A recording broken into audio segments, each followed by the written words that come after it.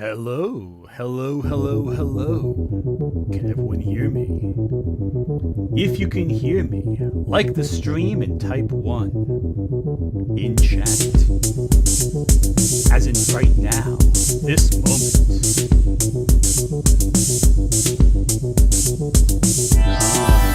Good.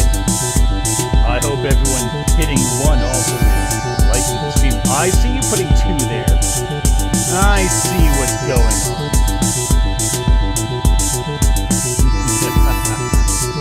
Let's adjust that volume. Is this a good volume level? Type 1 if you like the volume. Type 2 if I should just mute the entire stream and delete the channel. Yeah, that ain't happening. Sorry. I see how it is, Wave. Well then, I suppose it's time we get started, shall we? 0? Really, chat? I see how it is. Yeah, turn down. There we go. There we go. I swear, if any of you guys say 6, 7, I'm going to throw something at the screen. Anyway, I think it's time enough we've waited until we can transition to a more accurate situation. Don't you agree? Well, not Paul McCartney, thank God, for now. Watch, I say that now Paul McCartney's going to pass away. No, not that Paul. The one that... And not Paul Allen either, by the way. Welcome everyone in chat to another one of these streams where I'll probably take my shirt off for long. Ooh, cool. Super chat. At Nick Wolf 3885 super chatted $5. If you take the photo of Paul's end, run that photo through an audio converter, then reverse that audio, you get a message saying, I am the walrus. I am the walrus. What if you're the Eggman, though? That's the question. Welcome, everyone, to another one of these interesting little streams of mine. Hopefully things go well. Last week, a lot of you joined me over on Crim's channel to talk about Hillary Lane. Sadly, I think Hillary Lane might have broken Crim's brain a little bit, so we're going to put a pause on that for now. Hillary takes a lot out of people. Second Story is a tough pill to swallow. I remember when Crimes New Roman did their video on Hillary. Like, they were telling me after the fact, like, Jesus, that took a lot out of me. Like, yeah, no, Crimes, I hear you. That's a rough one. That is a rough one. So, and no, not Paul from Tekken 2.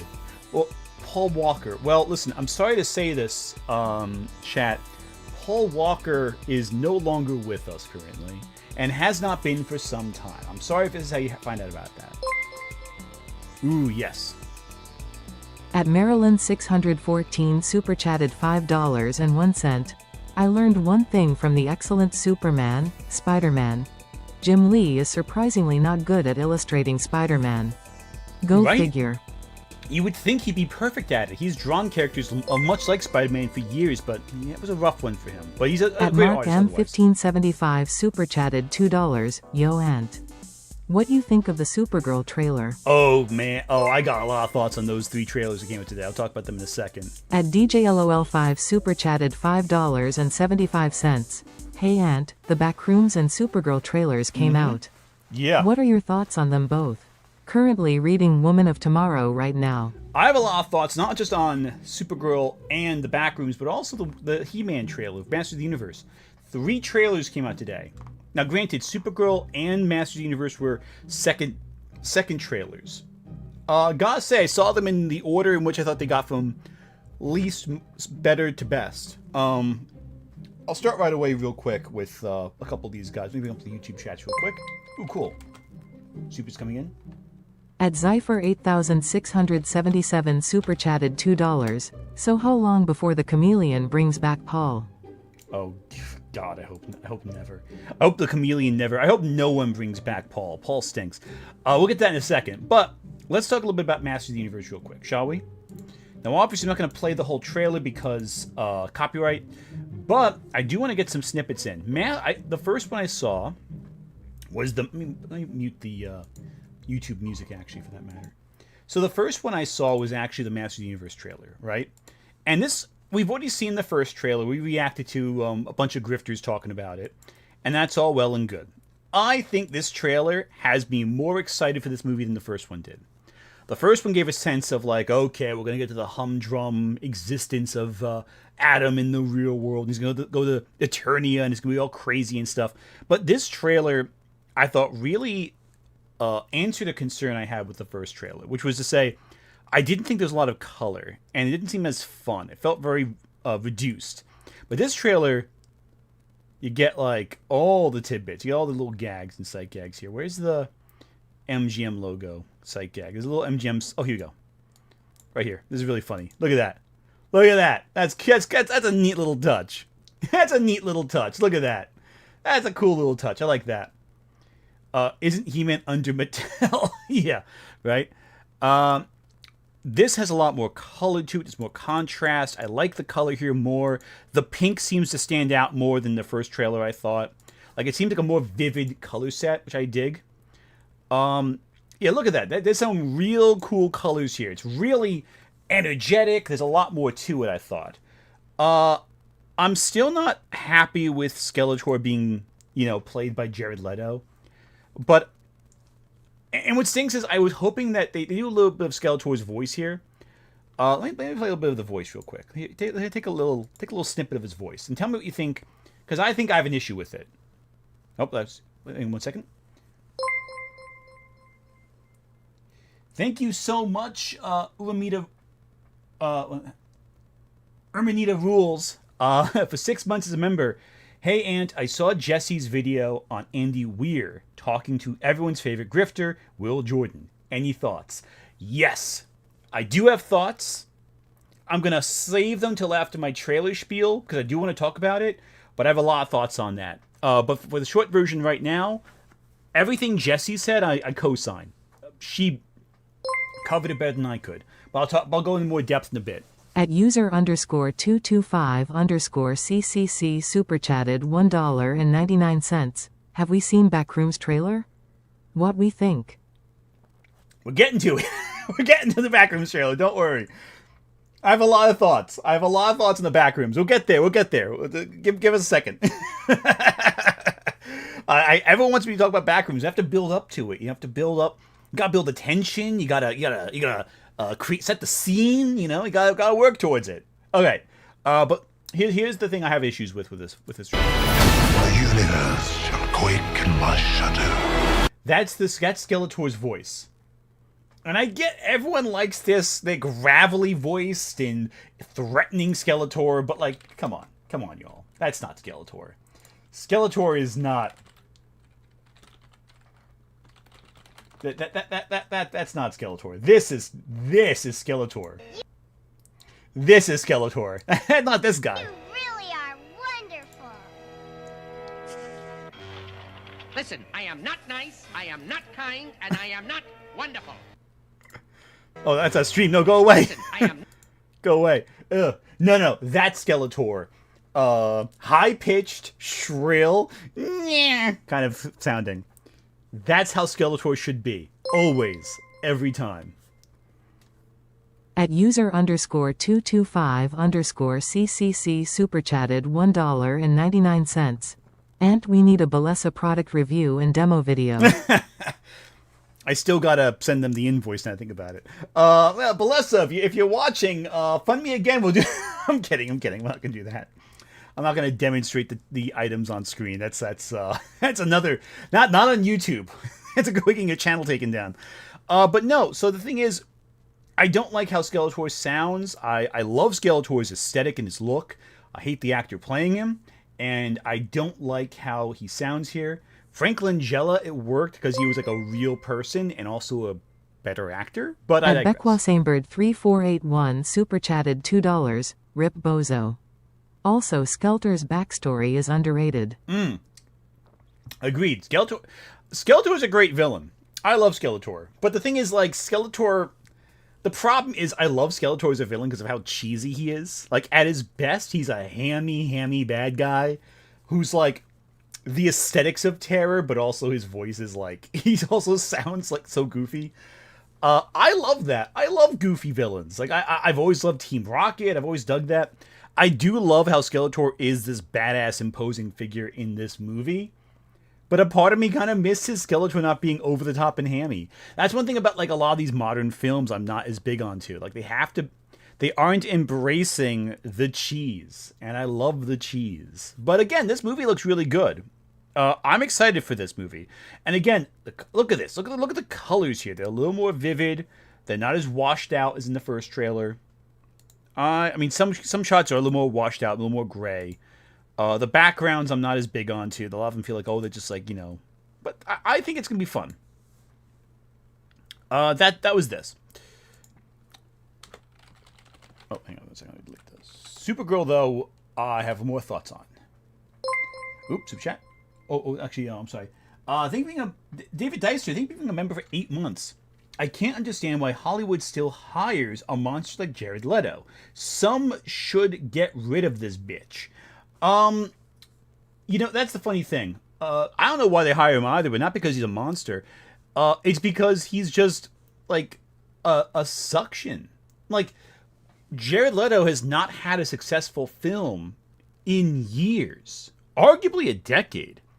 The last financially successful film Jared Leto was in was Suicide Squad. Back in 2017 or so. Almost 10 years ago, as a matter of fact. 2016 was it. Basically 10 years ago. Which is wild to think about. He's not a successful actor. Anyway, let's talk about Supergirl for a second, because I actually love this trailer. I was already on board with Supergirl from the first trailer. I thought it was a pretty good trailer. But this trailer, I think, sells general audiences on what this movie's about. Because the first trailer is like, okay, Supergirl is the main character, and you should care about this movie because Supergirl's in it. Which is fine, which is good, but it's not enough. You know what I'm saying? Like, it's not enough to get the normies on board. Because, you know, a normal audience member, they're like, okay, what's the hook? Why should I care about what Supergirl's doing? It's basically discount Superman, right? That's how they see it. I think we've been for 14 months there, Nick Wolf. Leto funds his projects. Let's go bankruptcy. Yeah, exactly. So anyway, this is why people want to see this movie now. First off, we open with Superman's like voice talking. We show some bonding with the dog, with Supergirl and Crypto.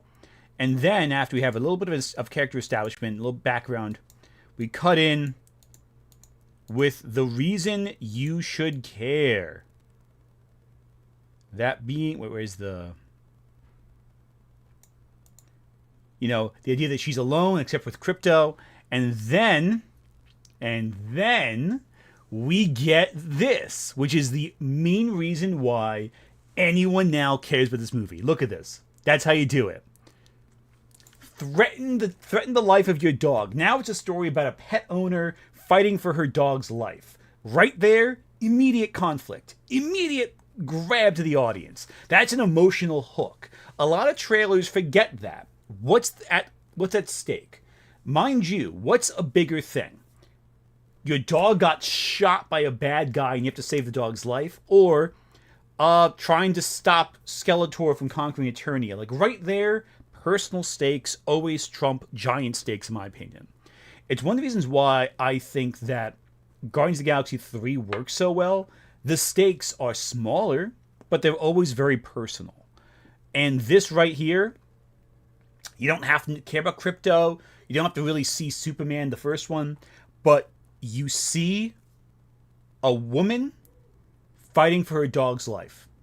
Immediate hook. Immediately you get it. And that's the key to a good trailer. Because that first trailer, it's the style of the movie. It's Supergirl as a character. That's not the hook. The hook is that emotional conflict. And now, I'd be shocked if it doesn't get more tickets from this trailer. It's a much better trailer. Also, got your characters, but very importantly, you get the real other reason people want to see this movie. Frickin' Lobo. With Jason Momoa playing the role he was probably born to play. By the way, we're getting 3 Jason Momoas in this year, at least, in sci-fi. You're getting Lobo, you're getting Duncan Idaho, and you're getting... who's he playing in Street Fighter? Oh, I'm trying to play... Zangief. No, not Zangief. Crud, what's his name in Street Fighter? Ah, man. Anyway. Yeah, no. Still. Perfect.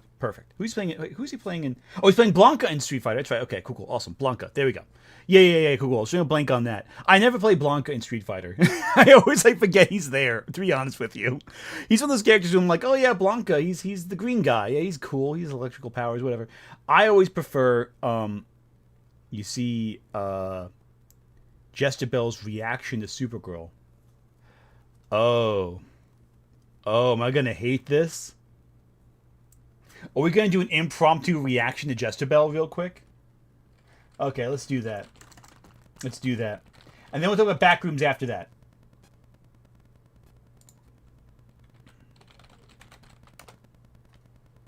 Oh, no. Oh, I'm going to hate this. We're wearing a dress today. We're wearing a dress.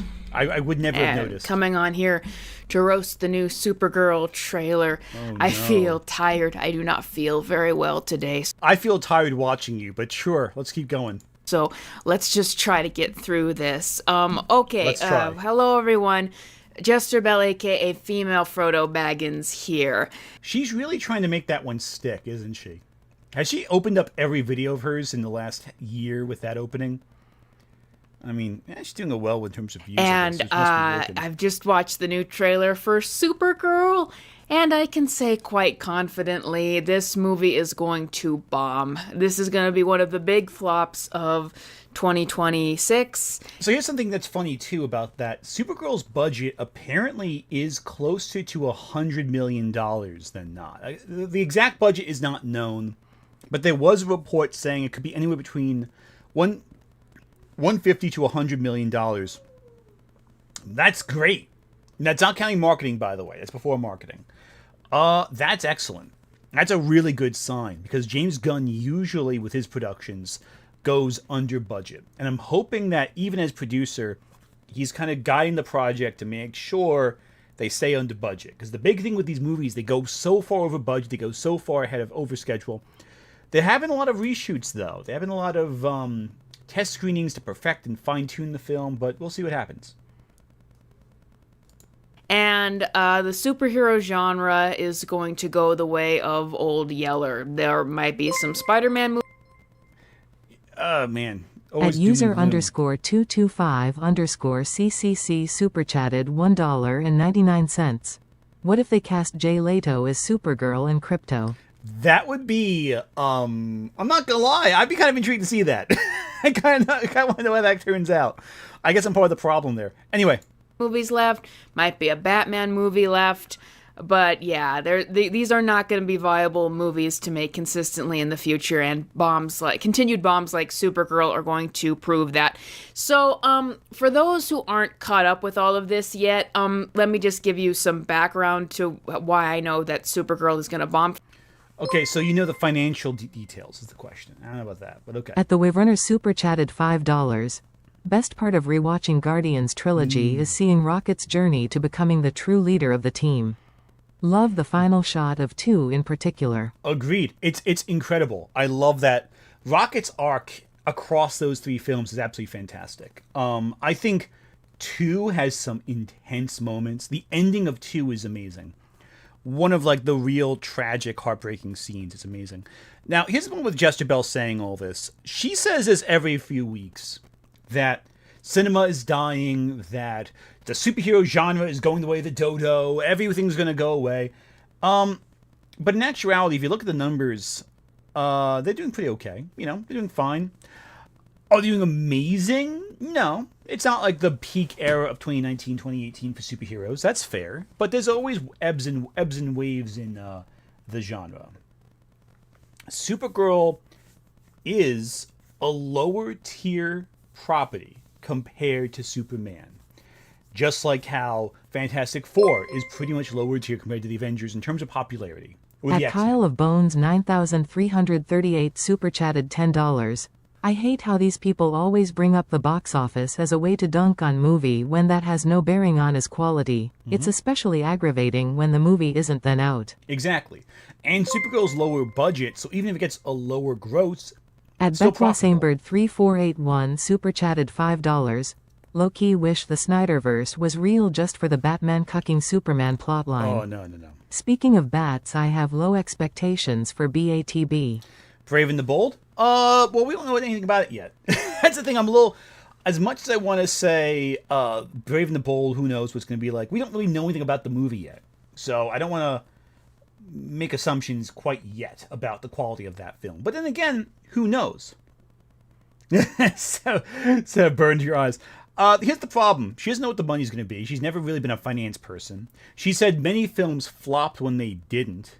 For example, Fantastic Four First Steps. You may have criticisms of the film. I do too.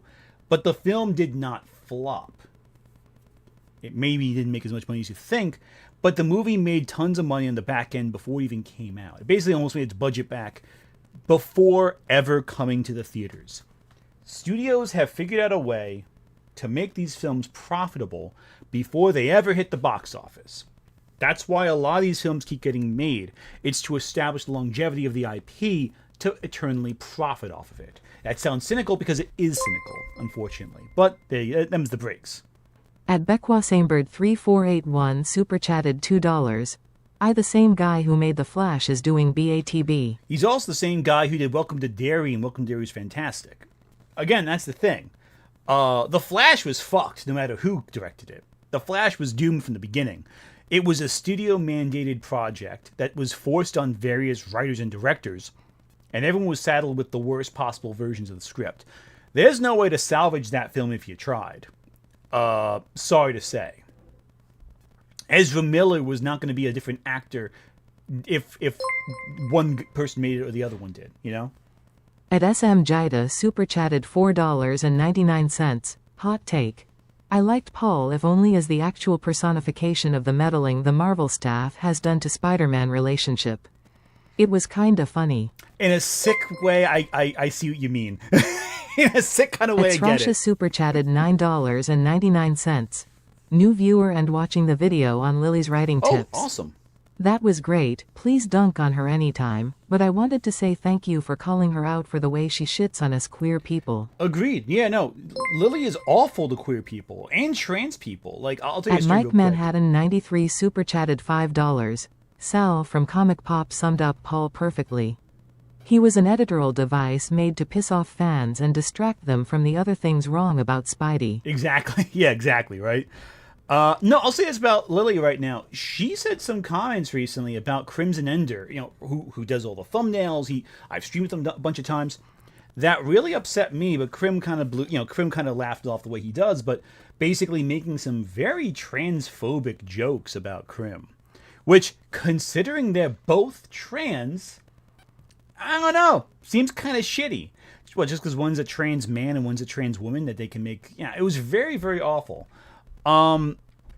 Granted, like, Crim doesn't take it too seriously, and who can really take Lily Orchard seriously? What insults can she levy at people that you take seriously? But, like, I don't know. I think she's an asshole, Lily. And quite frankly, I want to point this out too real quick, that I've been keeping an eye on recently. Let's bring up Lily Orchard's account. Oh, wow. It doesn't even show up. Well, I type in CD Cow, doesn't show up here. Okay, cool. Let's do this. CD Cow. Let's bring up CD Cow's subscriber count.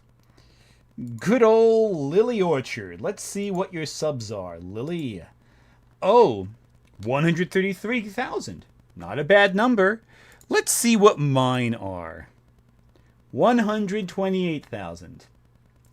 We are scratching at the door, Lily. We are scratching at the door. And soon, I will surpass Lily in terms of subscriber count. And when that day comes, maybe we'll do a charity stream for Rain again. Also fun, I'll tell you in a second. Anyway. At user_225_CCC super chatted $1.99. Why do so many PPL prefer anyone over MJ for Spidey? I don't know. I mean, back in the day, it made sense when Gwen and Mary Jane had an equal chance of being with Spider-Man. More so Gwen. Some old-time fans prefer Gwen. That's fine. Some 80s fans like him with Felicia. Although I think that Black Cat was always kind of like a foil for MJ in a way that was interesting. I like Black Cat quite a lot, but not as like an end goal for Peter. I like her as like a rival or maybe like a frenemy kind of character. I like that dynamic. But Mary Jane was always the one. She is the end game, always. She's just the best written love interest for Peter. And I'll be honest, I don't mind her as Venom. Al Ewing's run on Venom is pretty good. And I think she's really interesting. I like how they justify it. I think at first everyone was shocked by what was going on. But the story they're telling is decent, I think. And I like how it ends with Paul getting stabbed, so it's all good. Anyway, I'm going to tell you a little bit more of Jester Bell before we move on to the rest of what we're talking about. But First of all, reception to the promotion has not been great so far, to say the least. And At the Waverunner super chatted $2. Plot twist. Paul is Peter's love interest in BND. wish it would happen. It's not going to happen. Because, as I've said in other videos, Spider-Man is legally restricted from being bisexual. That is written in the contract, so it can't happen. But one can hope. At David Deister 4145 super chatted $25. No, I thank think you. Spider-Man comics need a reboot in the comics as they are a joke since One More Day, as how I would do it. I would resurrect Gwen Stacy as a villain named the Black Goblin as she would be the Red Hood of Spider-Man. That kind of sort of has happened to an extent. At Shadowlands You know, 8212 there's a way super that chatted storyline $2. has MJ is a top 3 Venom with Flash and Eddie Unironic. Considering who else has been Venom, I agree with that. She is definitely top 3 with Flash and Eddie. I think she is 3. I think Flash and Eddie are better as Venom. But she's still really solid, and they're all leagues ahead of Matt Gargan, I think. And definitely ahead of Harry Osborn as Venom. Sins Past did not happen. Yeah, exactly. Well, it kind of happened, but not the way you think it did. Thank God for that retcon. All right. I don't know how much Jester Bell I can take today because I'm not prepared for her bullshit. But let's speed up a little bit. we're hearing some bad things behind the scenes on this movie. We're hearing that apparently there have been 8 test screenings so far. 8 test screenings. And the reaction from audiences apparently keeps coming up. They are At user _225_CCC super chatted $1.99. Black Cat will never be in MCUBCUZ Tom X Zendaya. They might bring Black Cat in, I think. I think it'd be reasonable. Yeah, so 8 test screenings in total is actually not that many test screenings. A lot of big blockbusters get massive numbers of test screenings. They've changed the composers. And apparently what they're doing is working. The test screening results keep getting better. Now, from the very beginning, the test screening results were the movie is going to be good. Not great, not bad, it'll be good. Supergirl is from all sounds of it, will be a fine, entertaining enough movie. But the big problems with it are, in my opinion, the same problems with the comic. And what everyone's saying, the bad guy in the film is not that great. But then again, in the Tom King comic, the bad guy also wasn't that great. The story's good. There's tension. You want to see him get his ass kicked. But it isn't like a Thanos. This isn't like a Green Goblin. It's just a bad guy. He's just a bad guy. So that's not as compelling as, say, Lex Luthor. That's the nature of the beast, you know? But also, test screenings aren't the most trustworthy things in the world.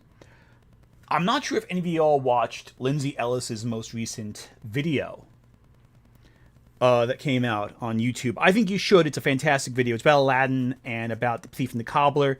But one thing that she mentioned is something I've mentioned a few times in my videos, which is to say how Howard Ashman basically saved Disney. And, you know, spoilers for the video, but at one point she talks about how they almost cut a whole new part of your world. At Kyle of Bones 9338 super chatted $5. I know that would never happen anytime soon, but could you imagine if they adapt Red Daughter of Krypton? Oh my It'll god, be that'd sick. be awesome. That'd be great, but it won't happen. So, yeah, the Arabian Nights video, I think it was. So what happened is, during a test screening, Katzenberg thought that part of your world was too slow, that would lose people's interest, and Howard Ashman basically had to fight for that scene to stay in. And you know what? It turned out to be one of the most iconic scenes in the movie. And after that, Katzenberg kind of let Ashman do his own thing. And we got Beauty and the Beast, and we ultimately got Aladdin. Which is a really important thing to note. Test screenings are not always indicative of At anything Didymus important. 3348 super chatted $5. Peter Parker is a straight, white male. But Spider-Man can be anything. That's very true. And there are many Spider-Men who are very different. In fact, Spider's-Man, one of my favorite Spider-Men, is just 1,000 spiders in a Spider-Man suit. I love it. But no, test screenings don't always tell you what's what. For example, the test screenings for Fantastic Four, when they were first coming up, were more uniformly positive than Superman's test screening results. Yeah, look it up. This is a true thing. The Superman results came back with some people loving it and some people actually hating it. But generally speaking, most people will agree right now, Superman was the better movie when you compared the Fantastic Four to it. So, that's that basically, you know? Plus, again, DC is not banking all of its bets on Supergirl. There's also Clayface, which I think, personally, is going to be a lot better than Supergirl. I'm going to be honest with you. Clayface sounds amazing. Yeah, that's going to be fantastic. A horror film, $40 million, cheap, At Mark M. effective. I'm down. 1575 super chatted $5. Didn't test audiences hate the squirrel scene from Superman? Mm-hmm. That scene was a great character moment. They hated it, yeah. Absolutely despised it. And if you know film history, which, knowing my chat, you're all well-educated on film, you know all this, Blade Runner was completely re-edited thanks to test screening results. They had the terrible Harrison Ford voiceover as At result Goose of test God screenings. Jeb super chatted $5. I hear so often about alleged test screenings. Personally, I don't believe half of them ever happened. I'm inclined to believe they happened because trades talk about it. If the trades didn't report on it, I wouldn't take it seriously. But the trades do talk about it, and therefore there's probably some modicum of evidence to support it or back it up. That being said, though, I don't necessarily think we should take this all too seriously. Test audiences don't know what the fuck they're talking about. Let's be quite blunt. Test screenings are not exactly At Mike proof of Manhattan anything. 93 super chatted $2. Monstrous and Powers are getting animated series. I am excited for Monstress. That is a fantastic comic. I am really eager to see how that turns out. Powers I'm less familiar with, but Monstress is fantastic. I'm excited for both, though. I just want to see good. I want to see just good stuff. You know, I want to see good shit get made, and especially stuff that's like less mainstream getting adapted. Hell yeah. Now, let's talk. I'm not going to watch the whole Jester Bell video. Let's watch a little bit more of it. Mixed. Apparently this is not doing so well with audiences behind the scenes, and they've done many reworkings of the movie, and it just does not seem to be working with people. Also, I think they're on their third composer for the score right now. They keep losing composers, which I would be interested to know what's going on with that. Maybe it's because of all the Not losing composers, they're replacing composers. You see, here's the thing that she doesn't understand. They are reshoots, but they're not significant reshoots. This isn't like Avengers Doomsday, which is getting a lot of more extensive reshoots. This isn't like Captain America Brave New World, which basically refilmed the whole movie. There's no delay to the film's release. If there were massive reshoots, they wouldn't be done so soon to the release. Apparently the changes are small, but effective. And in fact, the film's getting shorter. It's getting tighter. We have a final runtime in place, about 1 hour and 47 minutes roughly. At user_225_CCC super chatted $1.99. Who's worse, this girl or the fanfic is Evil Lady? Hillary Lane in a heartbeat. I'm sorry, Jester Bell does not compare to that level of awfulness. Jester Bell is fun for people like me to talk about because she's just wrong all the time. And she's wrong in a very lazy kind of way. You know, like her videos aren't well researched, she's just talking off the cuff. They're kind of fun to riff on.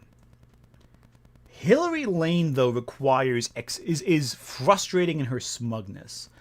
Jester Bell is irritating. Hillary Lane is draining on the soul. Like, I could talk about Jester Bell being wrong all the time. And like, oh, she doesn't think about this. Oh, she didn't know this thing. It's kind of fun. Hillary Lane, though, is outright lying to you. And to prove she's lying requires you to actually read into her sources. So, it's a little more extensive and difficult to disprove her. But also, when you do disprove her, you realize how full of shit she really is. That's the difference. Jester Bell, she comes in with a few notes, half-remembered facts. Okay, you know, ignorance is easy to argue against. Hillary, though, is constructing anti-knowledge. No one watching Jester Bell is educated by Jester Bell. Jester Bell exists to sing to the choir. Hillary Lane is actually bad for your brain. In a way that I actually find profoundly infuriating. Lane is actually dangerous to the landscape of knowledge on YouTube. Jester Bell is another grifter. There's a huge difference there. Jester Bell is just one of many. I'm not even sure she's a grifter so much as a rage merchant.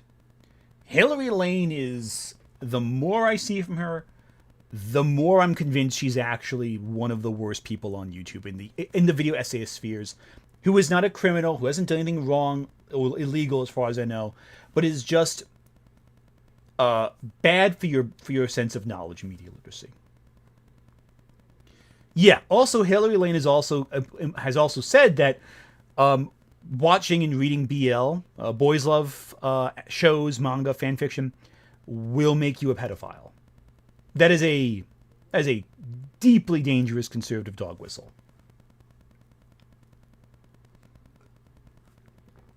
Lane feels like a Asmongold industry plant. Well, she only got popular because of Asmongold. Asmongold gave her a shout out on a stream, and that resulted in her getting her big boost in audience. So in a very real sense, she is an Asmongold plant. That being said, though, there are other people online also who are bad for your brain. One example, okay, so this is a little bit of a side tangent. I think we can leave. I think we know exactly what she's going to say from here on out, so let's keep going from here. Who remembers Literature Devil? Any of them remember Literature Devil? A while back, he did a response video to me that I kind of ratioed and got back on. Here's something interesting I want to point out. It's going to seem random. So obviously, Literature Devil and I are actually pretty similar sizes now. When we first started this whole thing, he had vastly more subs than me. He dwarfed me, you know? Now we're about the same size.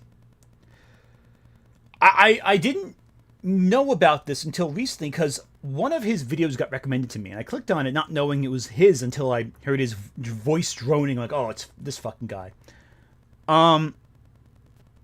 This is interesting, I think. So right here we have, let's go back down a little bit further, back in time.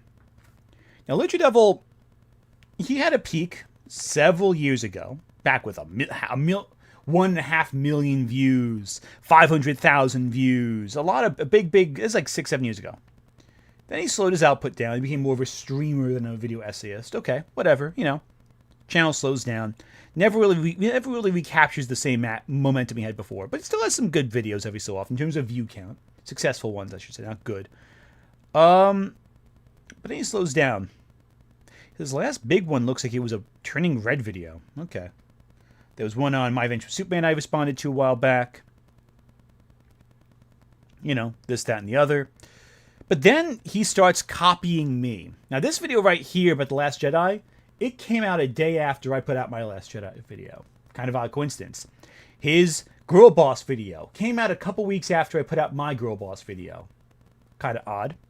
But I didn't put much thought into it. I made a joke about it, but they were too different to really argue it's the same video. Then he does his response to me to sell his book. And that got about 45,000 views. Not bad. Good numbers. I responded to it. My response gets about 75,000 now. You know? As of now. Then he puts out 2 more videos. They're not cracking 10K. Like, this one's been out for 4 months. It's at 4.2 thousand views. But the video out 13 days ago, it's at 8.4 thousand views. This guy has as many subs as I do, and his channel is staggeringly slow. Oh, it's on Kyla. At Kyla T super chatted $4.99. Do we want to remember him is the true question. Also, Yes. Hey, can't stay but have fun. Nah, thanks, Kyle. I appreciate it. But yeah, no, do we want to remember him? Apparently no one does. Because it's funny. After, he's getting 84,000, 56,000, 174,000, 45,000, 4, 8. Let's look at his streams. For the last month, he's hidden most of his views, but what we see... At Revenovan 300 super It's under chatted 1,000 per $1.99. Imagine if Lane and Literature Devil collabed. It'd be dangerous, but I think Lane would actually be annoyed by Literature Devil. But I'm just saying, his channel fell off a bridge after I responded to him. I don't know. That seems weird to me. I don't know what that means, you know? Probably nothing. Probably nothing. But I respond to the guy, his channel collapses. This is apparently the second time it's happened. Because Literature Devil also is a frequent collaborator of who? Shadiversity. Literature Devil and Shadiversity collab a lot. And according to Crispy's Tavern, after I responded to the Night's Watch and Shad a year ago about Superman, Night's Watch fell off a bridge too.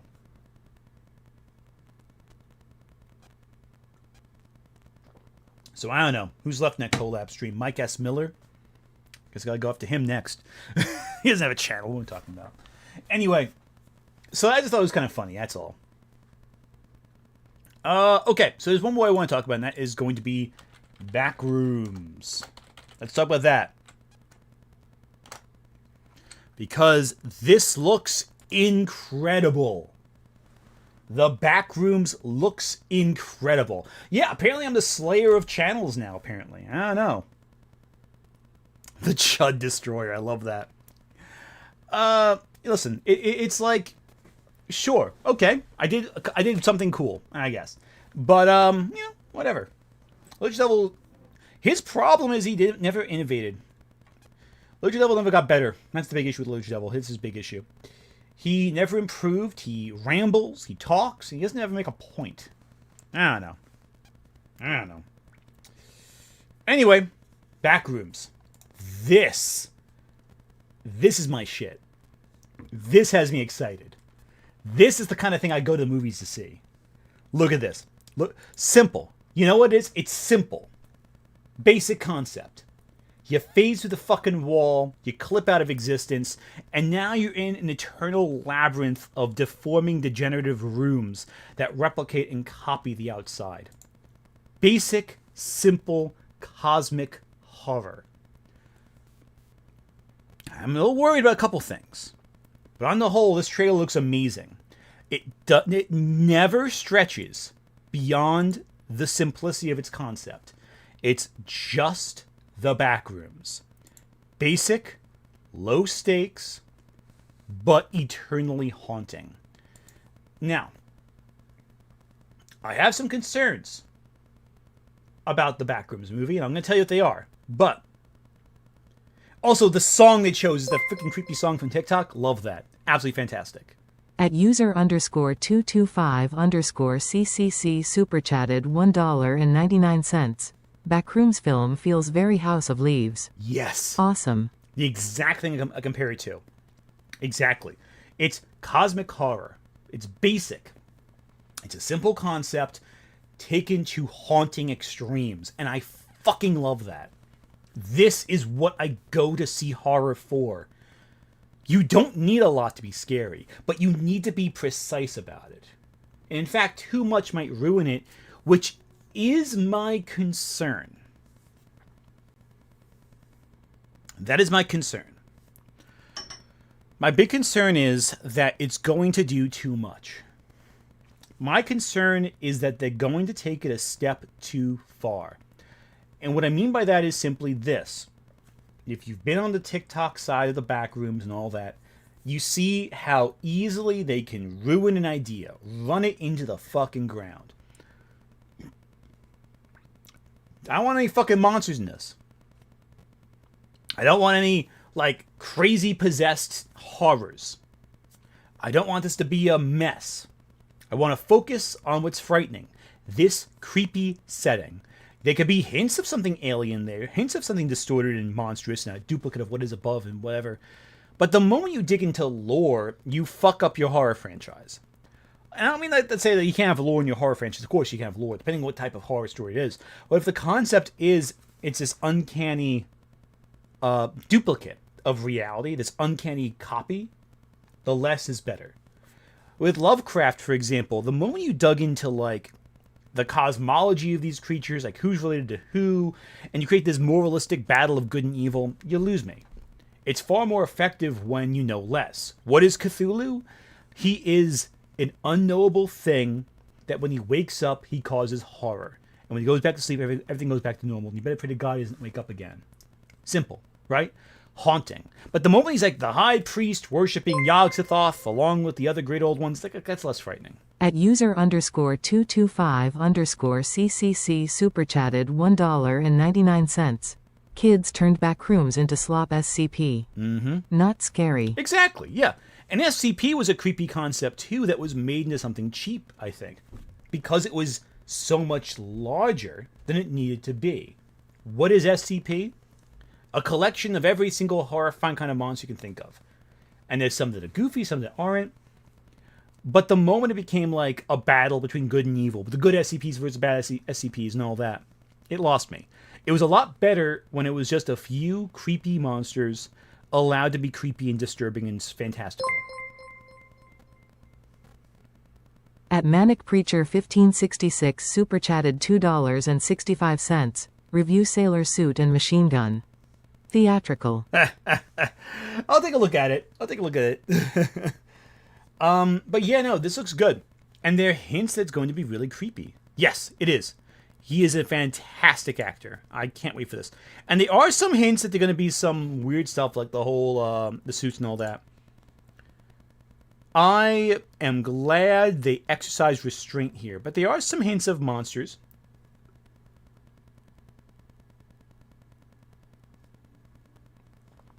Right there. Oh, that's just the, You see, this is good.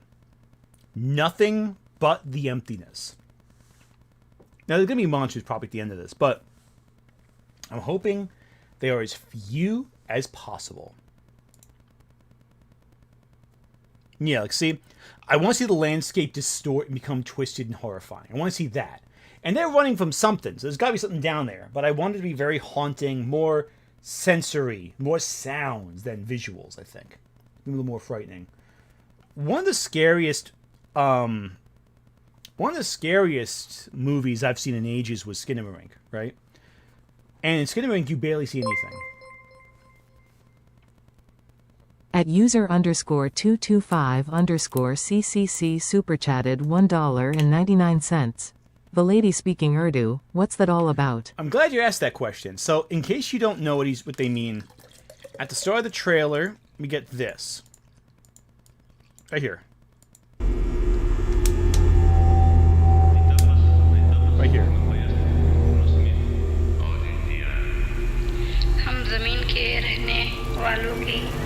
Hello?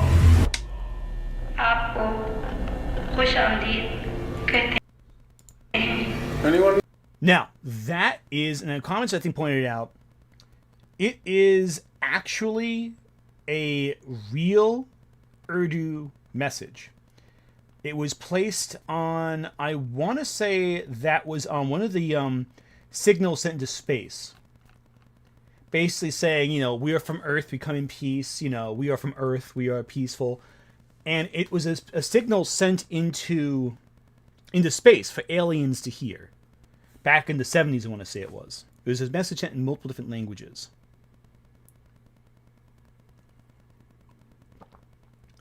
And yeah, so the idea here is this is some alien sort of thing. That we are shooting a message into the great unknown expanse of that unfamiliar, undiscovered country beyond. That's pretty cool, right? Again, small details like that show they're very thoughtful about what they're doing. And that has me excited. Careful thoughtfulness that maybe only a few people will get. But it's cool. Now that's good horror for you. Now, that being said, how many parts of Paul does it take to screw in a light bulb? 3. His hand to screw the bulb, but the other hand to hold the ladder and the rest of his body to die. Love it. Let's stop beating around the bush. Let's just rip the... Oh, hang on, super chat coming in. At Mark M1575 super chatted $5. The monster will be a chimera composed of critical drinker and nerdrotic. Yeah. Yeah, right? I hope not, but that's possible. Okay. Let's just rip the frickin' Band-Aid off. Let's just go into Reddit and let's take a look at it. Guys, Paul is dead. Paul has died in the freaking Spider-Man comics. New villain Death Spiral has established himself as the greatest character in Spider-Man lore for finally killing Paul.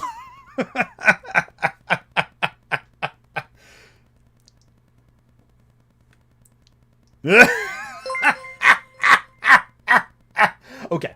At user_225_CCC super chatted $1.99.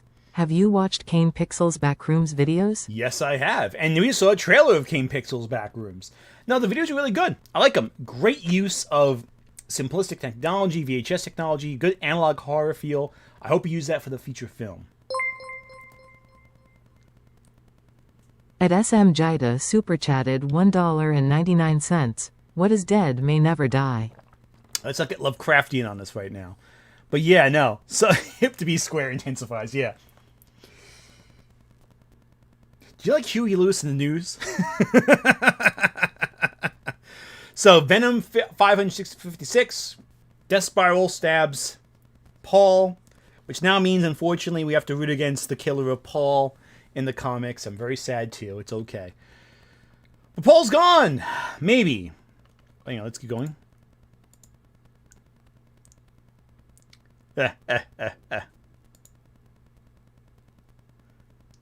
I love how even Spider-Man's like, I don't know. Yep, so here he is, he's dying. At Revenevan 300 super chatted $1.99. Paul, you will absolutely not be missed. Exactly. I love how so by the way, in case you don't know in the comics right now, if you wonder why Carnage is talking to Spider-Man like this, that's not Cletus Cassidy. It's actually Eddie Brock. Because in the comics, Eddie is Carnage, Mary Jane is Venom, and Spider-Man is alone. And Green Goblin's a good guy now, apparently. So it's like, what the fuck is going on with Spider-Man comics? I don't even know. What I love is right here. So obviously Eddie's worried about his son Dylan getting killed by Death Spiral, but I love how Eddie actually thinks that Spider-Man's gonna grieve over Paul. He's like, at user_225_CCC super chatted $1.99. Paul will return for Gwen in Beyond the Spider-Verse. Let's hope he gets killed in that one too. So I love how he was my buddy. He was just kind of fucking leaves Paul behind. I love that.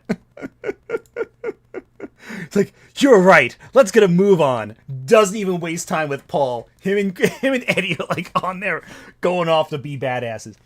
What is Cletus doing? Cletus is just freaking dead. I mean, the Carnage symbiote has merged so closely with Cletus, it's basically his personality, but I digress.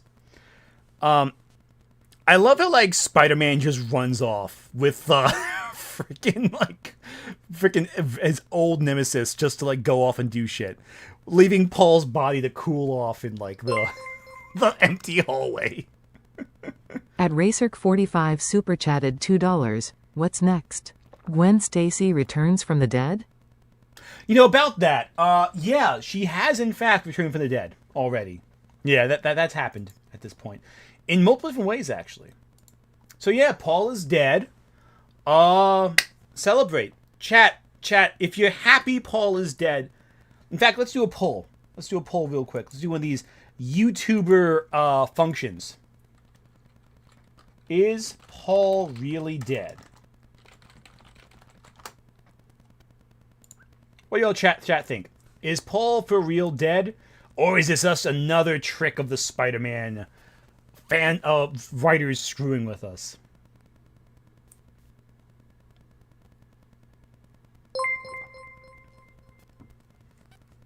At user_225_CCC super chatted $1.99.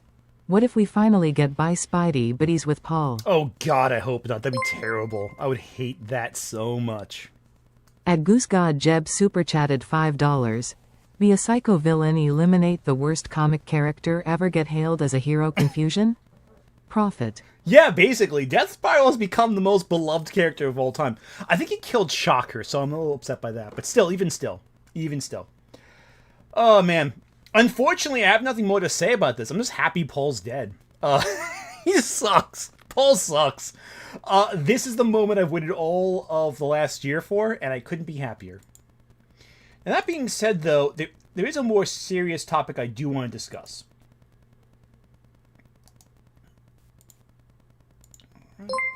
Oops, we check coming in.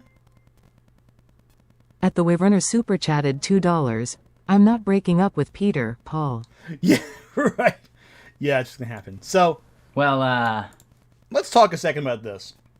I'm not gonna play Jesse Gender's entire video. I recommend you watch it yourself. Jesse's an awesome creator. Fantastic video here. Goes in more at detail than I could on this topic. At Jogira2809 super chatted $5. I want to be happy, but this happened right after Ultimate Peter's death and Ultimate Endgame, so both cancel it out for me. Yeah, let's talk about that too, actually. Because that's something else too. Ultimate Spider-Man was one of those comics I really liked when it was debuting, but over the course of 24 issues, it did kind of lose me a little bit as we went on. But Ultimate Endgame, basically, is coming up. The end of the Ultimate Universe. Okay. But what really sucks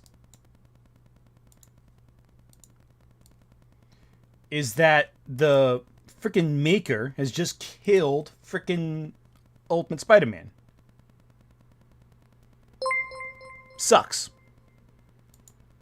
At It'sYourBoy562 super chatted $3.14. Only just got here now, and the first thing I hear is, fuck yeah, this guy is dead. Absolutely wild timing, lol. It is pretty wild. But then again, this is the kind of thing you have to experience when you come on my streams, you know? You're gonna get some wild, fun stuff. But let's talk for a second right now. Just Gender is obviously friend of the channel, a really cool person. She recently talked about the Andy Weir controversy. For those who don't know, Andy Weir, the author of Project Hail Mary, The Martian, Artemis, recently appeared on the At Revenevin 300 super chatted $1.99. Peter is only gay for Johnny Storm. That's a fact. You can make an argument for Harry Osborn as well. Anyway, Project Hail Mary, big deal. Andy Weir's doing the press tour basically for it, you know. And mind you, Andy Weir, great writer, fantastic, hard sci-fi writer. That is to say, writing focused primarily on the science of a scene. What Andy Weir's great skill is he's able to tell these great stories of human triumph using and applying grounded, realistic science technique in the process. However, recently, he showed up on a stream with Will Jordan, the critical drinker. At user_225_CCC super chatted $1.99. Thoughts on Nebula Mafia versus Quentin Reviews drama? Yes, I have thoughts on that, but I'm not sure what you can say. At Calamino 8401 super chatted $1.43. Torment was a hero. I just couldn't see it. Yeah, no. I don't know what you can say about this topic because it's not my story to say, but I have heard some other stuff about that drama, and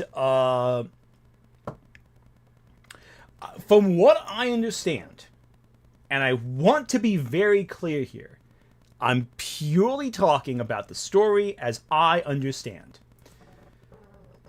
Quentin has done some stuff to piss off the Nebula people.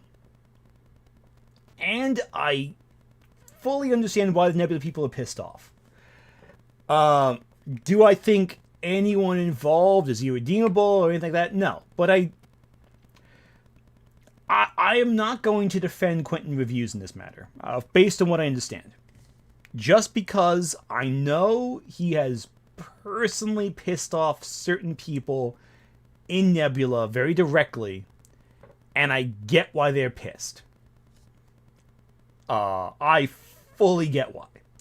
But I don't know necessarily what's public,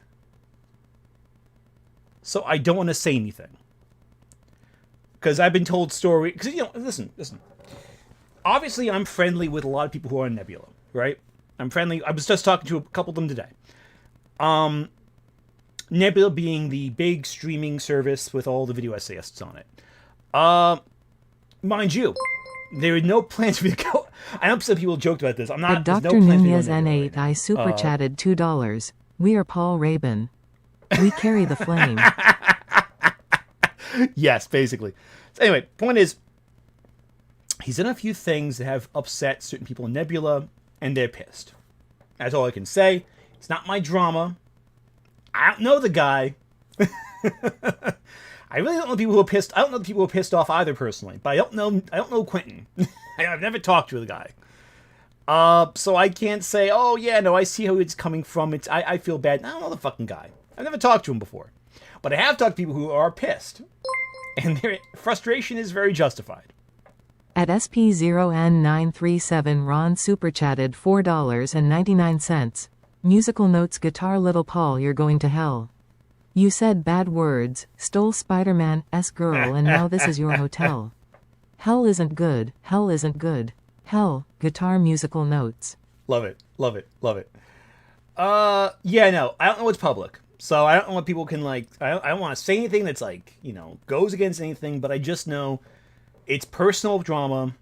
It's, from what I understand, it's people who don't get along because of personal human conflict. As a result of that, as someone who's not involved in their drama, I'm not getting involved. I just know the story secondhand, or at least some of it. I don't even think I know half of it. But I know some of it. I'm not going to talk about it. But I digress. It just sounds like people not getting along, and that's just how people are. And that's not my business to fucking get involved with, so I'm not going to.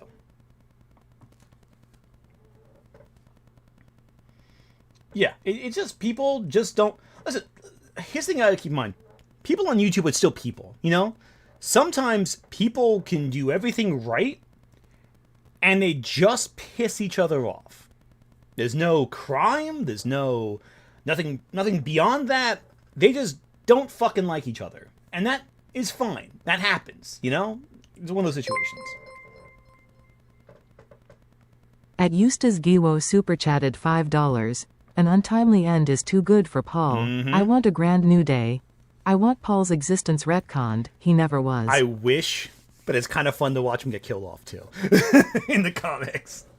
Anyway, Critical Drinker is a drama merchant. He is a rage baiter. He is a grifter. And he interviewed Andy Weir. Now, again, I recommend you watch Jesse Gender's video. We're not going to watch it here. I recommend you watch it after the stream. It's a fantastic little video. I recommended it on my channel. As I've said multiple times, I really have a lot of respect for Jessie. I think she's a fantastic critic. And she goes in this with a lot more nuance than I would exercise, or will exercise. At Eva Cody 1249 super chatted $5. Just because Paul is dead does not mean they are putting Pete and MJ back together. That's the problem. They have to keep him with his aunt for reasons. Yeah, no, because the deal with the devil, basically. No, obviously people's going to end up with Norman Osborn at this rate. At Andrew Brown 9981 super chatted $5.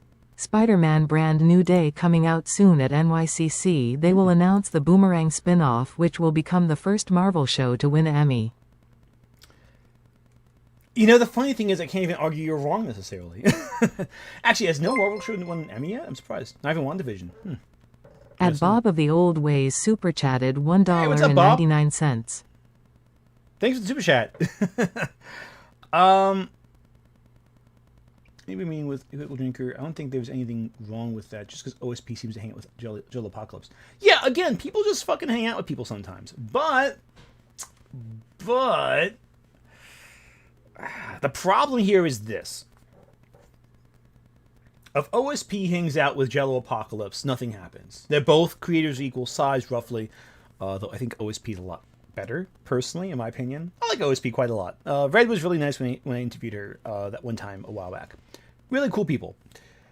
Jello I don't like at all. But I'm sure if I talked to him, it wouldn't be, like, that terrible. Like, I'm not super bitter on Jello Apocalypse. Critical Drinker's different. Like, Jello Apocalypse has said some stupid shit, and I'm going to criticize his stupid shit. I'm not going to necessarily criticize him, because he is not an extension of the stupid shit he said. Or did. Drinker, though, represents something a little more. Drinker represents harassment campaigns. He represents attacks on individual actors. He represents movements because of what he's created. At SM Jita super chatted $1.99. Peter Weir is better than Andy. There we go. So already Andy Weir showing up to talk with Critical Drinker is itself bad, because it legitimizes Critical Drinker. And in recent months, he's been further and further legitimized by various actors in the industry. There was... who else was there? There was an actor from One Piece who was commenting he was a big Drinker fan, for example. Andy Weir showing up on interviews. Dungeon Crawler Carl, the third audiobook, has Drinker in a role briefly. And granted, that was before Drinker became an outrage merchant, you know. And the author regrets him being there, but that still does market Drinker, you know, to mainstream audiences. Drinker is one of the most successful grifters on YouTube. And part of that has to do with how he's able to kind of camouflage his grifting with the entertainment value he provides to his audience. You see, here's the thing. Nerdrotic and Geeks and Gamers, they're not fun. Drinker is more fun to his audience. And because of that, he's... Oh, Primitive War Director. That was the other guy, too. Primitive War Director. He was also involved with Drinker as well. Ooh, here we go. At Revenovan 300 super chatted $4.99. Hey Ant, did you see the Birdman's video about the bride? Drinker and Nerdrotic went fully mask off, and it's glorious seeing them get torn apart. I didn't see the video itself yet, but it's on my list. I want to watch it. I just didn't get a chance to yet, but I know he put out a video today, I think, about the bride. But yeah, no. So, Drinker and all this. Now, here's the part I want to bring up that is something that...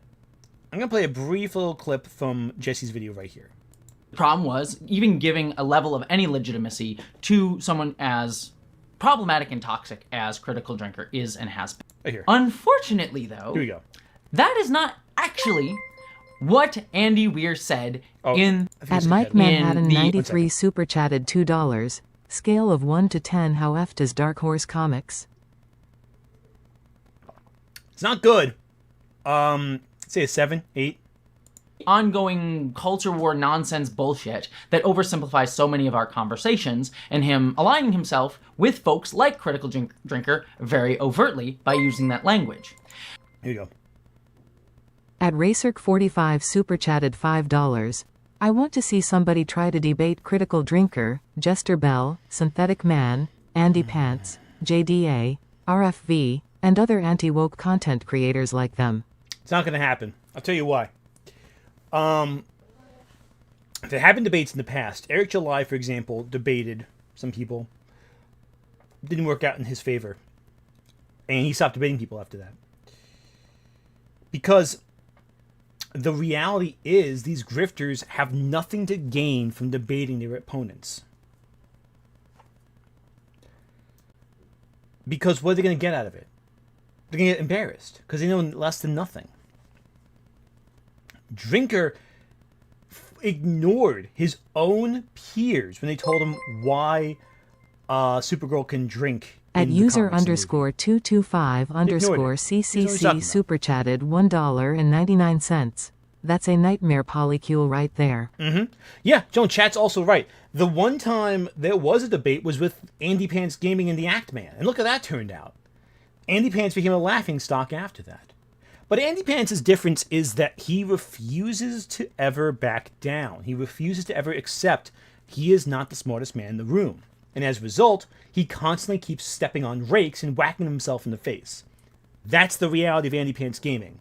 He continually steps on every rake he can find and whacks himself across the face with it, right down to losing his children in a custody hearing because he made his daughter into CSAM for an AI-generated game that then people like Dead Domain played on stream, not knowing what Andy Pants put into the fucking game. And so that shock and outrage backfires even more because now you're blindsiding people with CSAM. Fucking basic bullshit. For every fault Critical Drinker has, he is not as fucking stupid as Andy Pants Gaming, who might downright be one of the dumbest motherfuckers on this entire platform.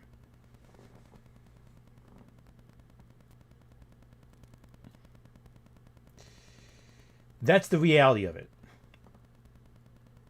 No grifter worth their brain cells is so stupid as to debate their critics, because they will lose. Not that they might lose, they will lose. And if they lose, they have nothing to gain. Their audience might accept, oh, you won, you did a good job, buddy, like with Eric July. But, okay. Or they fucking humiliate themselves. And we get sound clips we can use forever to mock them. They're not stupid. They're not going to do that. But because they're not stupid, it also means they're going to cower and hide in their little holes while the rest of us do what we got to do do the real work about media criticism. So, there you go. Anyway, right here is where I think it's important to know. So, obviously, with a headline like that, that's very incendiary, that article got shared out and started to get a lot of pickup over this past weekend, and even got shared by myself. Unfortunately, though, that is not actually what Andy Weir said in the interview. What he actually said was, and I'll share the clip here. Right here. At Bob of the Old Ways super chatted Bob. $4.99. TBF. Looking back, there were always red flags in Weir's work. He does lots of lone edgy heroes who are smarter than everyone else. Yeah, no, that's a big one.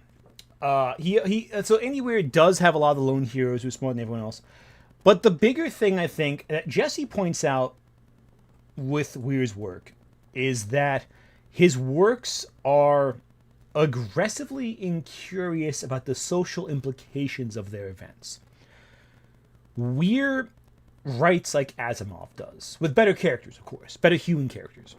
He writes sci-fi as puzzles, as science puzzles with outcomes. Which is fine, which is good, and even Jesse argues Weir's still a great writer, Weir's a really talented person, but he does not consider the implications of his work. He is a very incurious writer when it comes to the political implications of his work. And it's important to note, not every writer is super well aware of the overt politics of their work, and they tend to maybe avoid didactic political messaging, that is to say, directly stated politics to the reader, like speeches and monologues and stuff like that. But all work exists in a political landscape. It's just if you're aware of it or you're not aware of it. It's maybe not intentional, but it still slips into the work. And it's something very political, as Jessie points out in her video later on, about works that focus on big groups of different countries teaming together to come up with solutions to worldwide problems. A very humanitarian first approach. But I don't think Weir is like necessarily a grifter. I don't think he's necessarily a bigot. I think he's just aggressively indifferent to the political implications of his work. I think that's the best way of putting it. But here's the quote right here specifically. That got a lot of people's eyes rolling or heads turning. This. For me, it's a great example of what you can do now with movies. If you're faithful to the source material and you don't insult the intelligence of your audience and give them something really interesting to grapple with, and, you know, dare I say it, don't try and shove like crappy identity politics into it, you end up with a goddamn good movie at the end of it that people just want to watch. And I think you and me are kind of on the same wavelength there when it comes to fiction writing. I never put any politics or messaging in any of my stories at all. There's no, there's no deeper meaning. There isn't even any symbolism. My book, even non-political, there's just no symbolism at all. My books are always just purely to entertain. Okay, pause At right It's there. You Boy 562 super chatted $6.27. Even if these grifters refuse to accept debates, the constant refusals toward talking to the other side should eventually add up and speak volumes. If no one steps up, then their bullshit won't end. Well, that's the problem. That's the problem. They don't step up, but they also, the audience isn't questioning. They're not. The audience isn't pushing for them to step up. That's the big issue. So the big issue here is that Weir just is incurious. That's what it comes down to. He's just an incurious writer when it comes to political implication. And look, I want to be fair here. Not every writer is going to be a political expert. But at the same time, Weir has to know that Drinker is an isolating figure. Weir doesn't seem aware of the extent of what he does in a lot of ways. So right here's another quote from Weir. He kind of just seems very incurious, very indifferent. He's very surface level about the conflicts he discusses. His works are mainly problem stories, where the problem is resolved through science fiction working. And as a result of all that, it comes across as weak. You know? It comes across as ineffective work. In that sense, they are still great puzzles. They're entertaining. They're good stories. Andy Weir's a good writer. But it's At still Manic Preacher it's a flaw with him. 1566 super chatted $6.62. Drinker is sincere about stopping female empowerment in entertainment. His main objective is returning Hollywood to male-centric storytelling. Yeah, but he can't really do that. And that's the thing. He can have his perspective and argue it, all that, but the problem is he isn't a force that can make change happen in Hollywood. Rather, what he is ultimately a critic who is trying to build an online platform, and successfully build an online platform, through hatred, through animosity. He is not constructive. He is deconstructive. Despite him hating deconstruction so much. Oh, Vincent Martin, what's up? Mahler defended Critical Drinker from Your Movie Sucks due to Drinker coming on Russell Brand and their audience thing. They won the debate. Wait, what? Mahler defended Critical Drinker from Your Movie Sucks due to Drinker going on Russell Brand and their audience thing. They won the debate. I'm not sure what you mean there, Vincent. Did he go on Russell Brand's podcast? I actually don't know about that one. Okay. I guess that makes sense. I mean, it sounds like Russell Brand would have Critical Drinker on. That feels like, again, but Drinker is not... Russell Brand's worse, I think, than Drinker. Because Russell Brand is a freaking rapist. From what I understand. Okay. But yeah, Andy Weir... I don't want to make this come across as the anti-Andy Weir. We're not canceling Andy Weir. But he is very indifferent to the themes of his works. Granted, great writer, but very indifferent. Okay, so I'm going to use the bathroom real quick. When we come back, we're going to jump onto the Metatron train. The thing that we talked about from the beginning of this stream. Now's your chance to replenish your beverages and, get things started. We're going to play a little music. And then I'm going to be right back with some more fun stuff. Let's give a few seconds.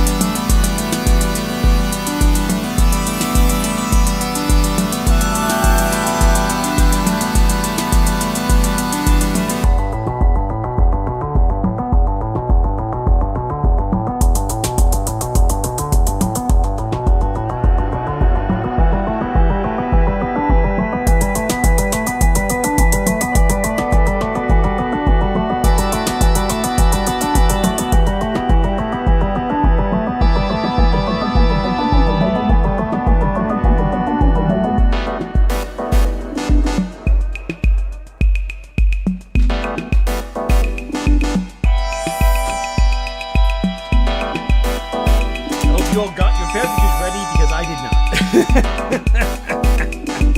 All right, we're back in. Let's switch camera on. Almost at the end screen. That would be pretty bad, wouldn't it? Oh, yes. Yes. Let me mute the volume here real quick. Well, mute the music anyway. Oh, you want me to read that real quick? Professor Dave just did a takedown of Metatron. Oh, did he now? Okay, that's cool. I'm not going to watch it yet. I want to make sure my takedown's original. I want to make sure it comes from a place of authentic surprise. Anyway, let's make sure it's refreshed. On the worst website on the planet. So Metatron is a right-wing historian channel. One focused on swords and weapons, you know, as you do.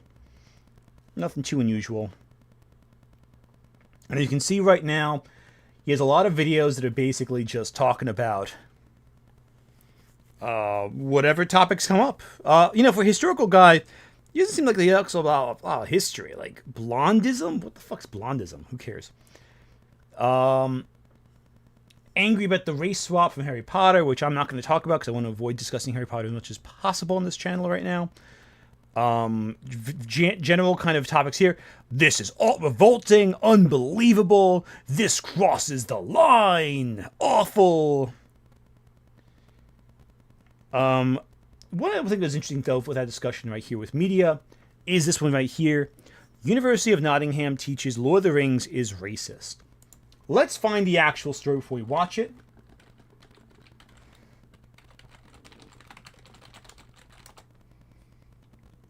Here we go. So right here from Fox News. Okay, so there's a lot of old videos here.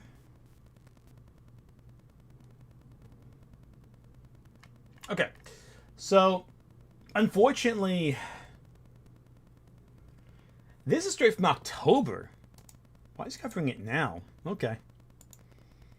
We got to go to Fox News for this one, unfortunately. Here we go.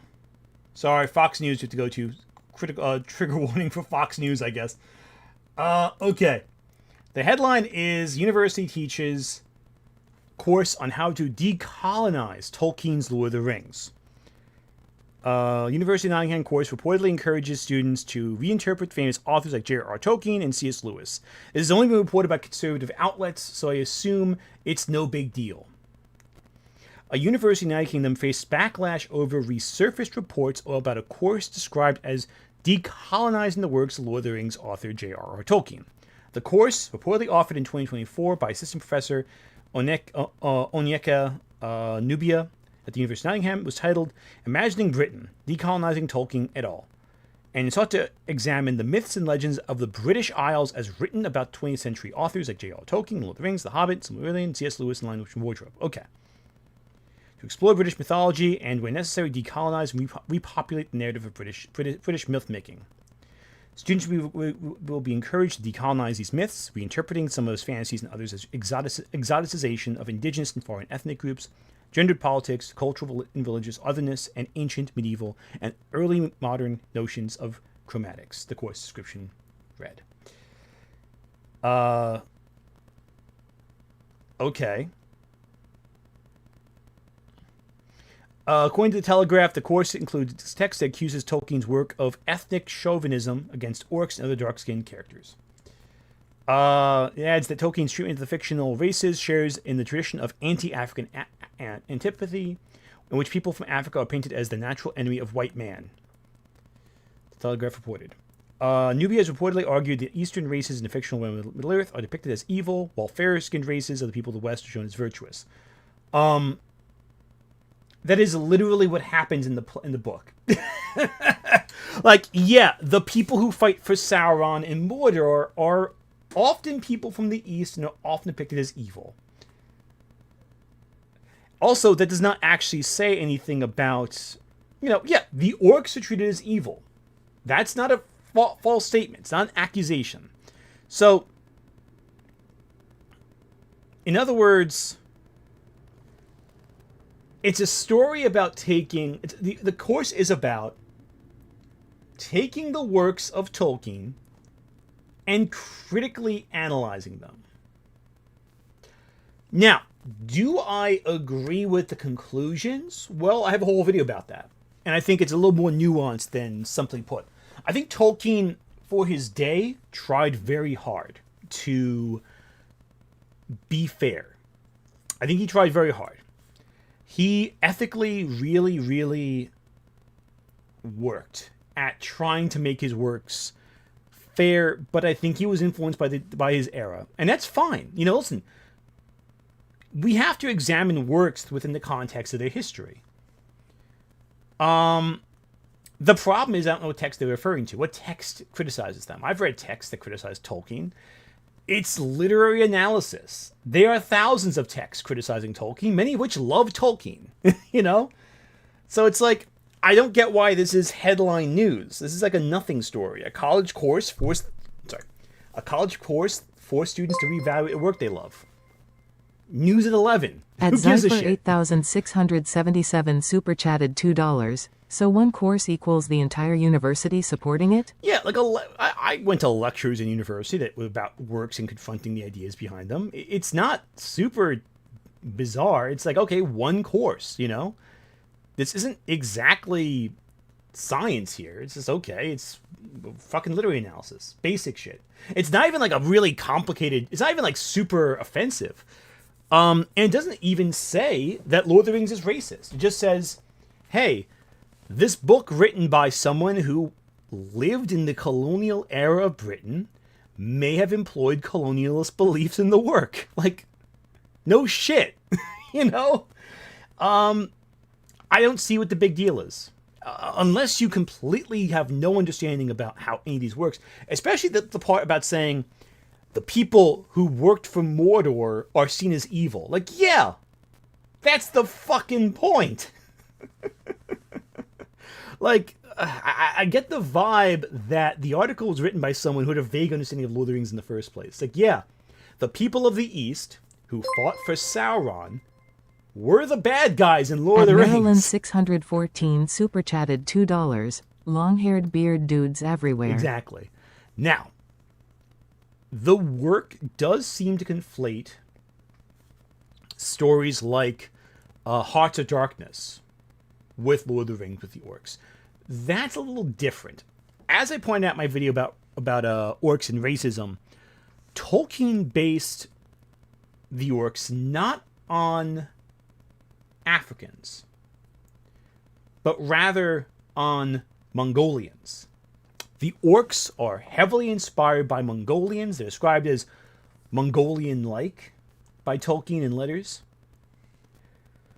So yeah, I think I think Narnia has more issues than Lord of the Rings personally. The problem with Susan is an article written by a certain writer who did some shit also themselves, but it's a good point that the work does, then again, considering who wrote the fucking article, it's kind of interesting in hindsight, how the work does kind of punish traditional femininity in the long term, in ways that are kind of weird and out there.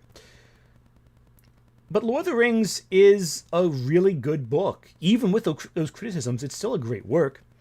But let's see how Metatron interprets this, because we're talking about a news article that reported on very concrete details, but also like it still gave a who gives a shit about this kind of vibe. Let's see what Metatron says. Maybe he'll offer some insight.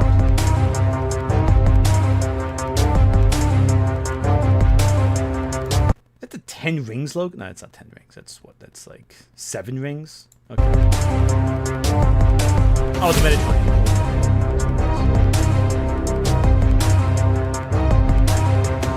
Okay, so this is one thing that annoys me about certain videos. I actually hate this. This intro is 15 seconds of your video.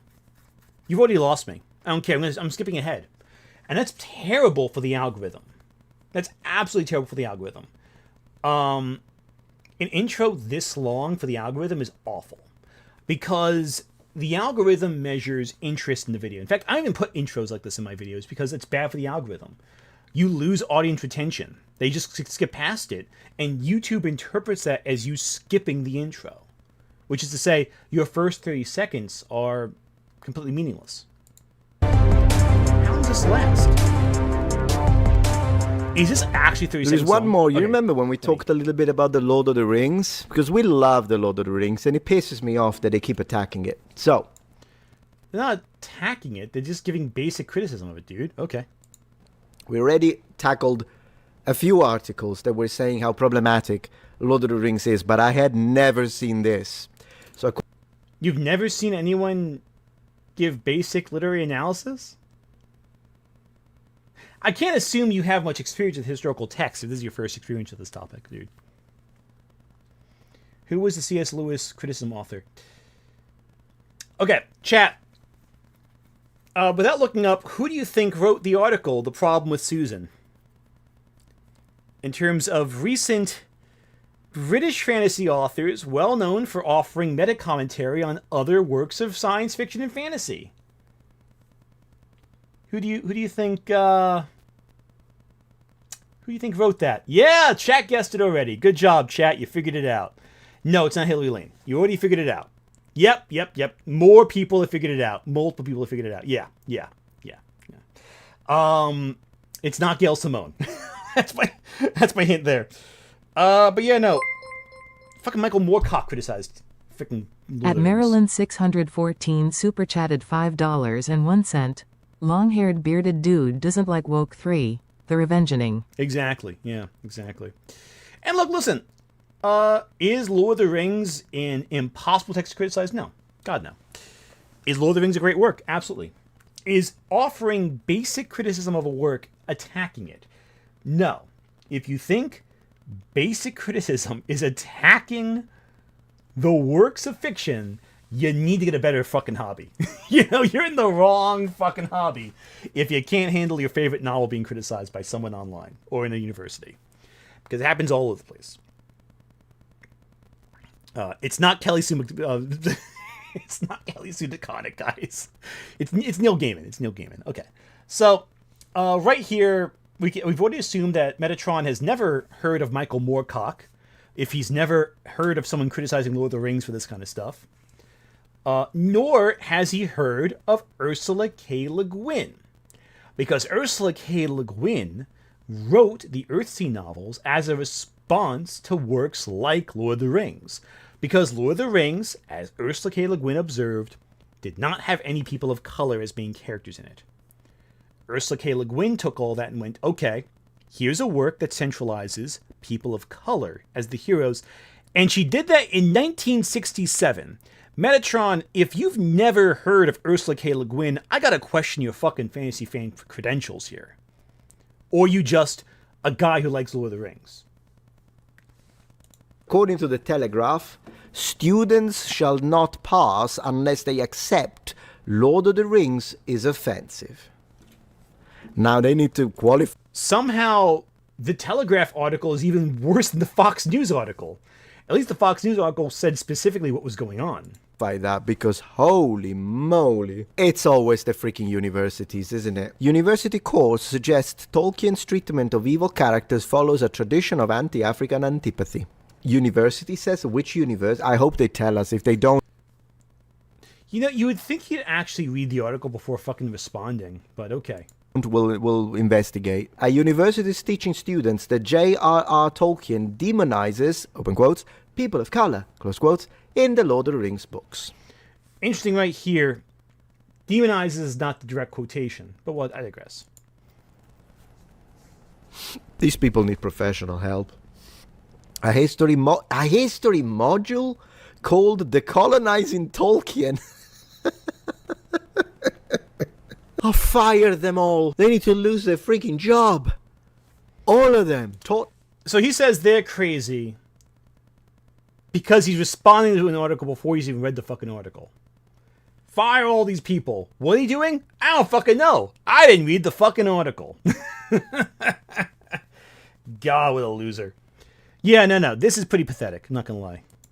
At the University of Nottingham. Of course it was going to be in England. Guys, it's not like I knew it. It was either going to be England or it was going to be Canada. That was my guess. It was England all along. Uses a text that says orcs and other dark-skinned characters in the trilogy are the victims of ethnic chauvinism. Dr. Onyeka Nubia. Ooh, we're going to see this doctor now. I'm going to see what she looks like when it comes to anti-white. Why does it matter what she looks like?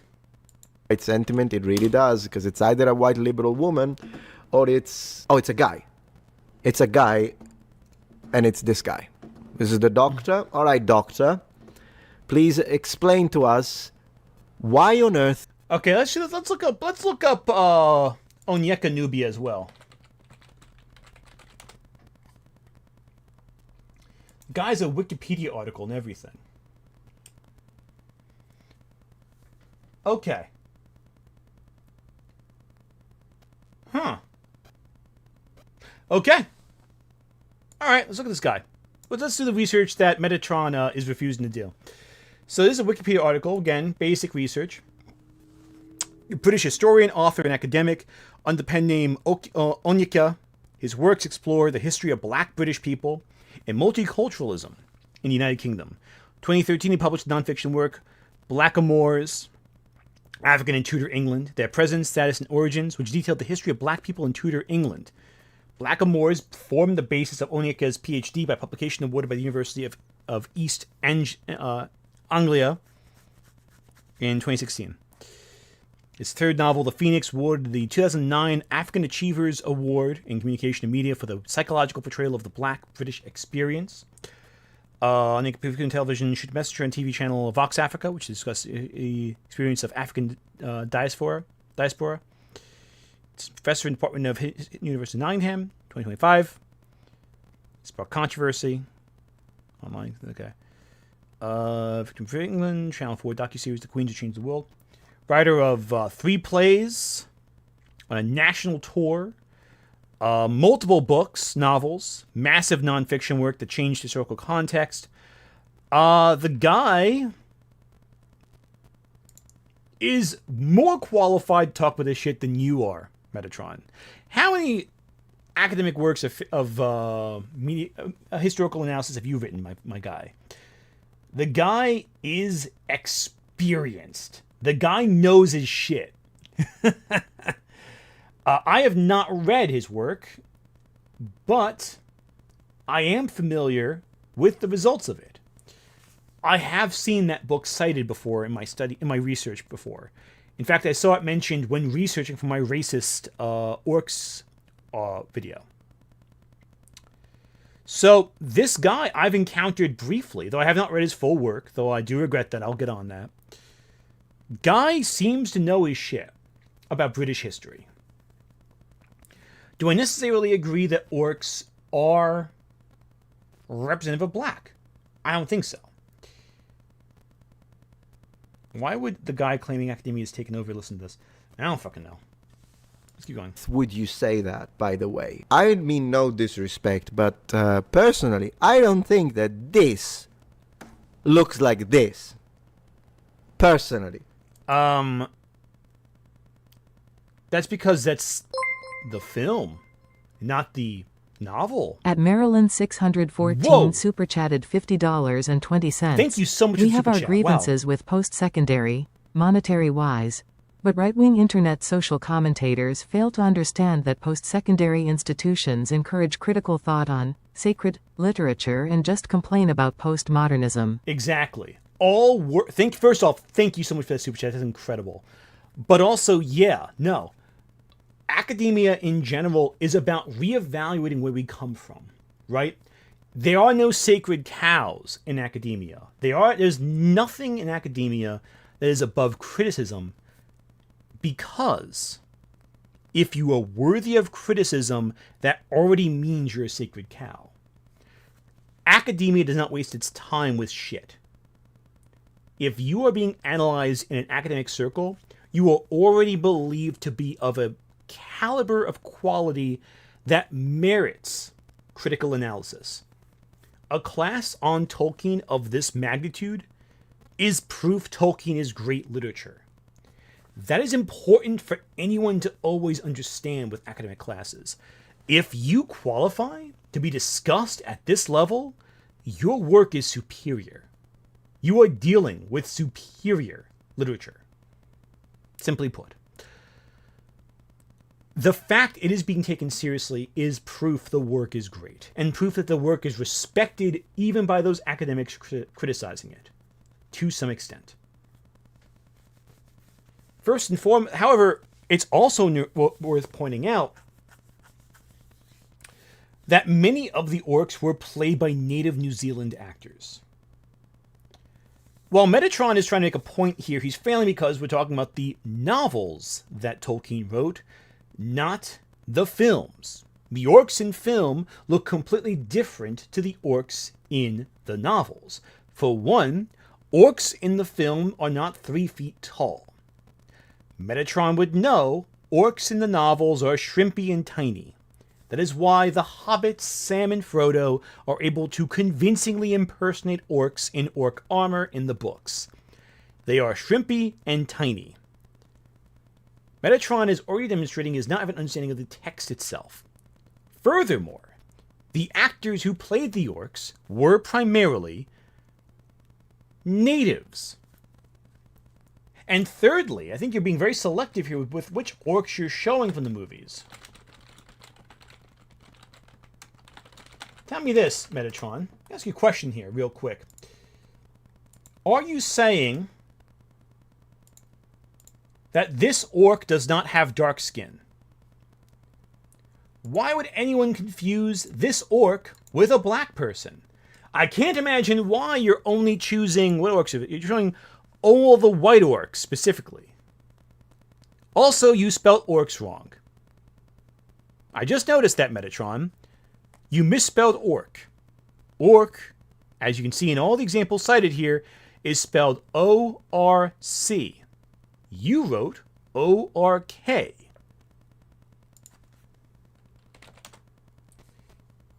That is, as far as I know, only the case with Warhammer.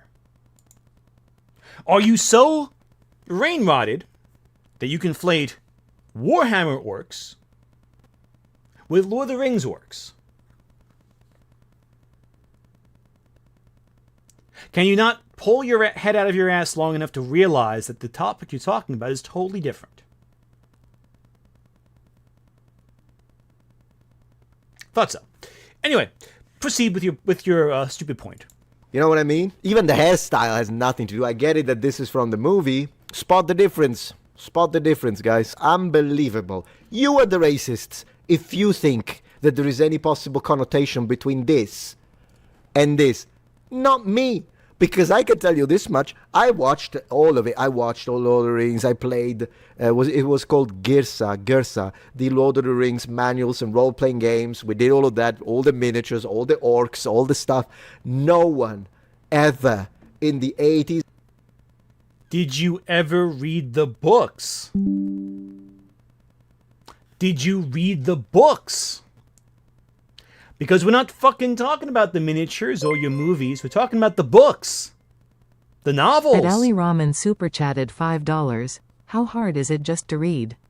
I finished the article in the last 20 minutes. Oh yeah, no, we read like the Fox News copy of it in 5 seconds. It was quick and easy. Because he has to distract from the point. Ironically, though, in the process of distracting, he actually proves how little he knows about the topic. This is not a course on the film, Lord of the Rings. It is a course on the books. Here, I'll show you. 1 second, Metatron. Let me show you something real quick. Real fast, Metatron. Hang on, 1 second. Where are you? Where are you? Where are you? Where are you? You're right here somewhere. Ah, of course.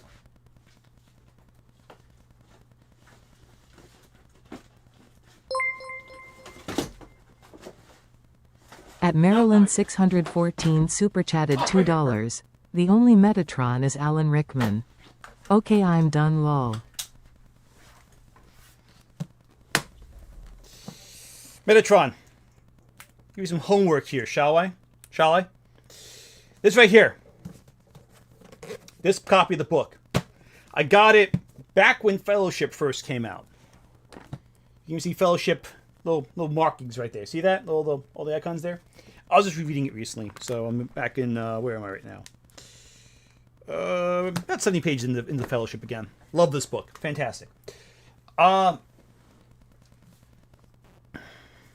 Here's Lord of the Rings. It's the whole fucking book. I was reading The Hobbit to my son who's not even a year old. My son, who is not even a year old yet, has read more of Lord of the Rings than evidently you have. And thus my 6-month-old son is more qualified to discuss this topic than you are.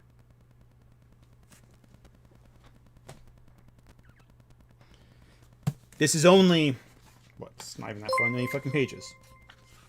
It's only 1,000 pages. At Eshan especially 04181 super chatted $10. Metatron can't the boys from those token grots. Ant, you missed a super chat. Oh, I did. I'm sorry. I was back. Metatron is Alan Rickman. Okay, I'm done.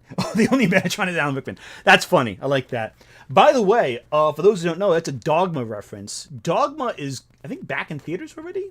Great movie. Love that one. So yeah. Basic shit. Read your fucking books. So, I don't care if you know about miniatures. I don't care if you've seen the movies. Everyone has. It's not a course on the movies. It's not a course on the miniatures. It's a course on the works as written by J.R.R. Tolkien.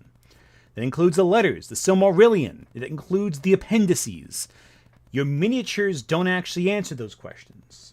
Like, sure, you might know the facts, but you didn't read the text.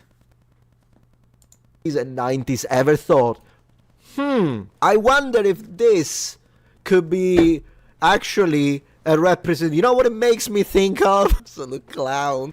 Not only was that actually discussed in the 60s and 70s, Tolkien actually engaged with fans about that very topic.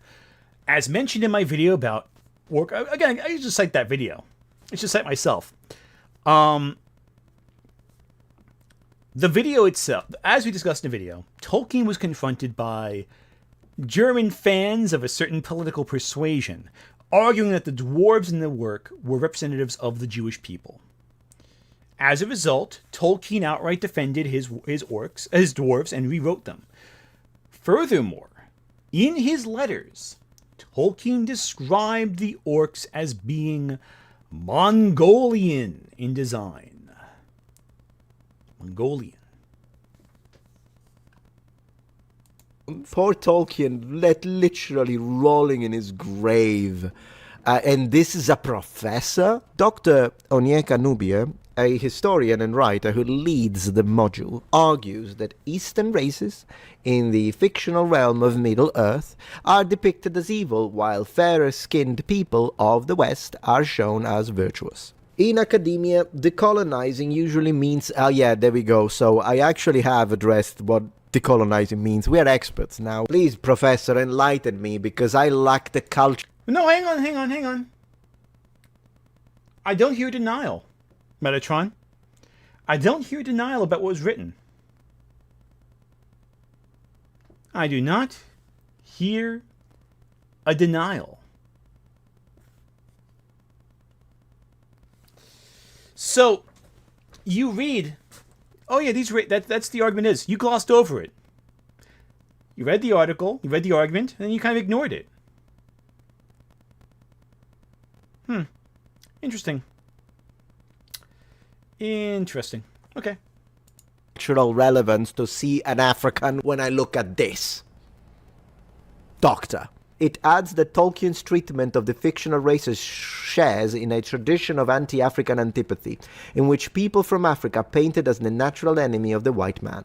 If you're enjoying this video so far, please take a moment to check out streams and much more. Those minds? Maybe that's the plan all along.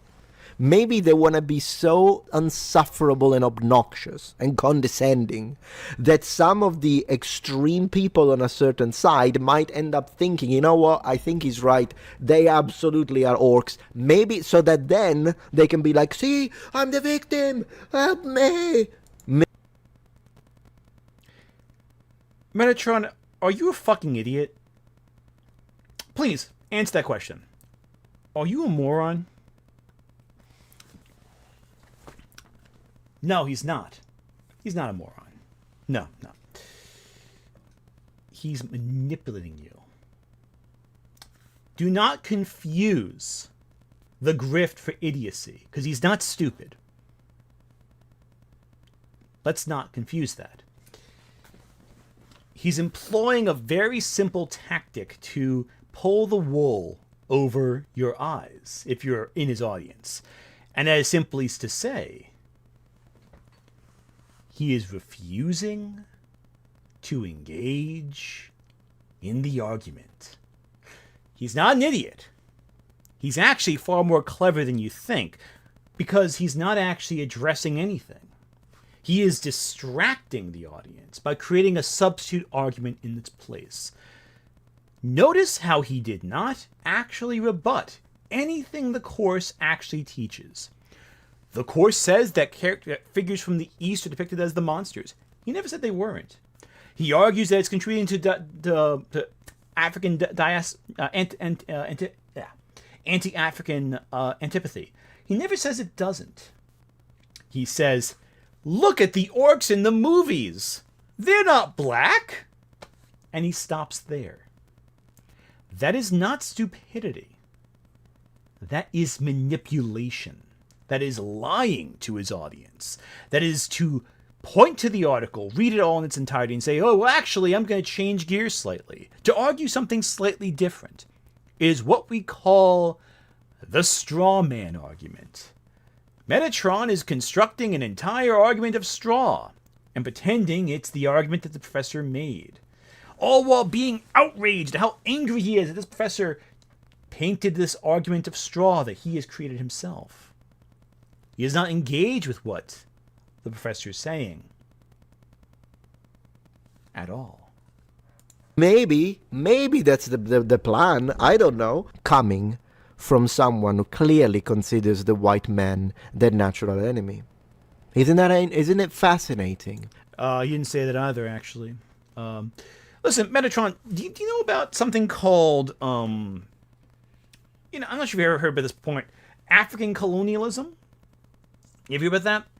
That was that was something that was going on in Tolkien's day, you see. It was a whole thing where Britain, France, Italy, Belgium, Spain, everyone conquered parts of Africa, and their fiction reflected these colonialist perspectives.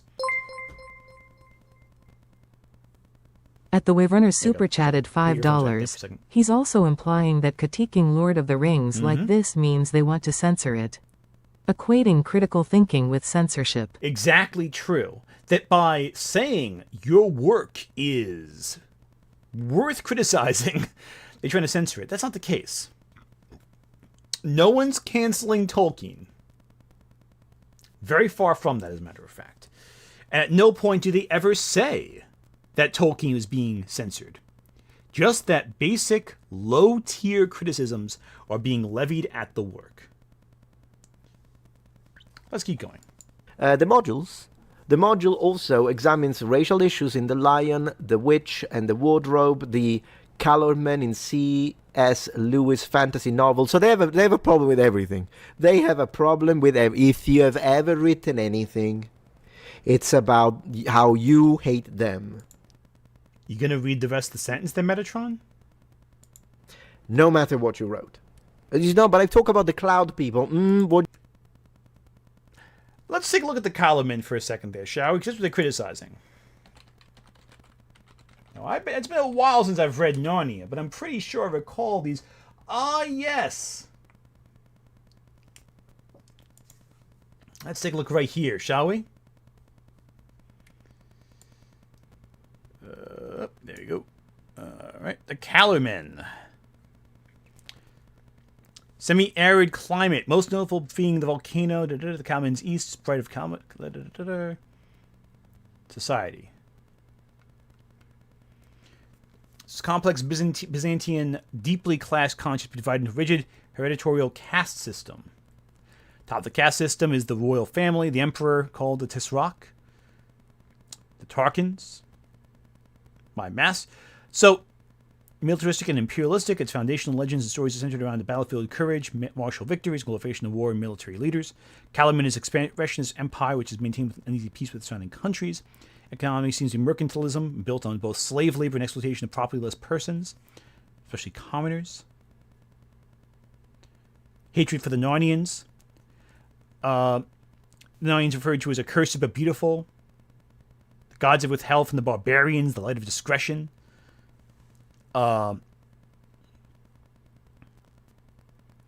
Noblewomen are forced to marry in their early teens. Versus the civilized Narnia people where no woman is forced to marry against her will. Described as tan-skinned, the men are mostly bearded, flowing robes, turbans, wooden shoes, with an upturned point at the toe. Preferred weapon was the Calamari scimitar. Women wear dresses, slaves and peasants, both men and women, typically wore rags. Lavish palaces are called the Tashbaan. The nobility was compared with extreme decadence. It's funny you mention this now, actually. Has anyone watched Skitty Bitty's video on Orientalism with the Garuda? Has anyone seen Lindsay Ellis's video recently about Aladdin and the thief, and not Thief of Baghdad, and the thief and the cobbler? Orientalism seems to be a topic of discussion in recent video essays. Maybe I should do one myself at some point. Because if you know anything about Orientalism, the Calormens are textbook examples of Orientalist iconography. Let's draw that in our minds. A turban, the pointed shoes, long beards. Tell me, what does that sound like to you? Turbans, pointed beards? Does that by chance remind you of someone? Perhaps this? Oh, super chat. Thank you so much. Sorry, the guy being a 20-month member. Wow. I heard the good news. Paul is dead. Yes, Paul is dead. Tell me, doesn't it describe everything like in this picture? You got the beard, your turban, your pointed shoes. At Eshan Roll especially Jafar. 04181 super chatted $5. Metatron ACS Lewis Chubb as well. Unsurprising. Yep. Yes to watching both those vid. Yep, not shocked there. So basically, Metatron is pointing to characters who all look like Jafar from Aladdin and are saying there's no potential Orientalist stereotypes here. Don't get me wrong. Fucking love Jafar. Jafar's a great villain. But if your entire race are all super decadent, super indulgent, all look like Jafar from Aladdin, and your women wear flowing dresses who are forced to marry as teenagers, doesn't that seem a little bit like an Orientalist stereotype? At Racerk45 super chatted $5. I recall that Metatron did a response video on Freda alongside Shadiversity. I believe that. I fully believe that. This guy seems to be someone who can't argue his way out of a paper bag, though, of course. He's distracting from the article. So, he's not arguing there's anything wrong with the people from the East siding with Mordor in Lord of the Rings, something he should know about if he's such a big fan. Because he's just talking about, orcs don't look like black people. Okay. And he's arguing that there's nothing wrong with C.S. Lewis's Calaman, who are basically just an Orientalist stereotype, a checklist of all the Orientalist traits all rolled into one society. What do you mean by cloud? Because clouds are white. So, are you saying that the cloud people look down on us on Earth because the soil is brown?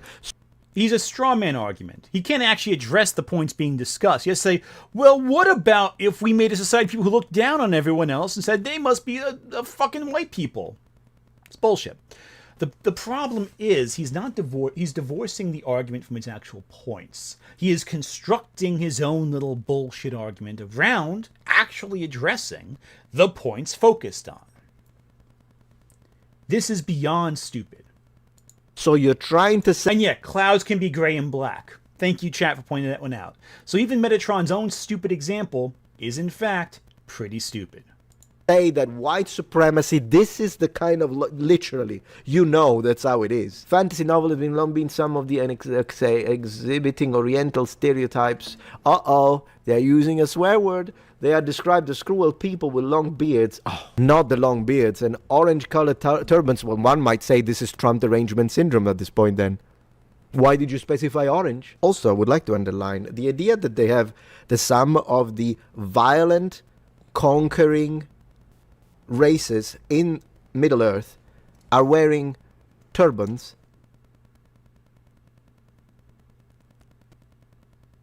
Metatron, that's not... What?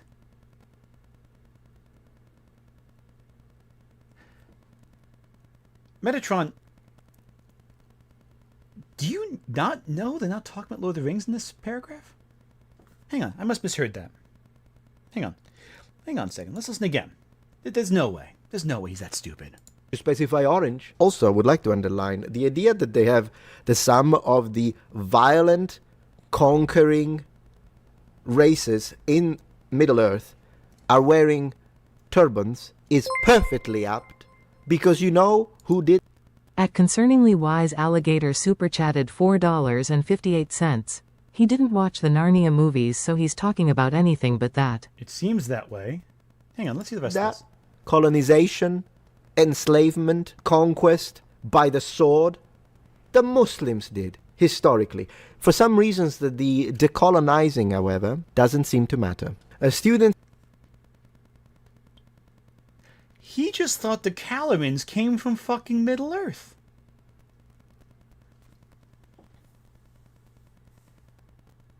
Metatron, you're not even reading the fucking article. It's from Narnia. Also, the Calamans are not conquering frickin' Narnia. They are a rival antagonistic territory. They are Orientalists not because they're invading Narnia necessarily, but because they're full of Orientalist stereotypes. Also, key little bit here, they're not from Middle-earth. You don't even have to have read Narnia to get that. You would have had to have either read individually Lord of the Rings or anything that C.S. Lewis wrote. Hell, you can just read the paragraph that you have on fucking screen. That would illustrate to you that the Calamans are not actually from Lord of the Rings.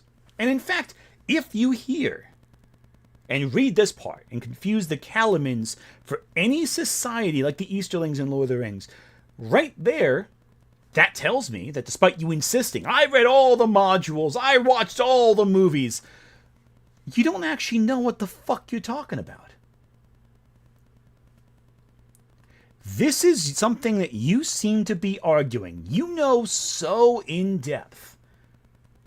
Yet you conflate a race, a culture, from an entirely different book series with the series you insist you know so fucking well. I mean, I should have known from the beginning when you spelled orcs like the Warhammer orc, not the Lord of the Ring orc. That would have already been an indication you might not be qualified to discuss academia regarding the text of Lord of the Rings. But the fact of the matter is, you can't even tell what Lord of the Rings and Narnia even are.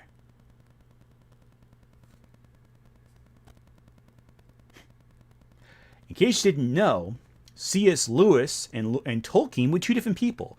I know this not because I have eyes or because I have common sense or because I hung out at the tavern that they went to in Oxford, England, and sat next to the seat they frequented when I was studying in university. But I can also assure you that I can tell they're different because I have fucking eyes. And because I've read Narnia and Lord of the Rings.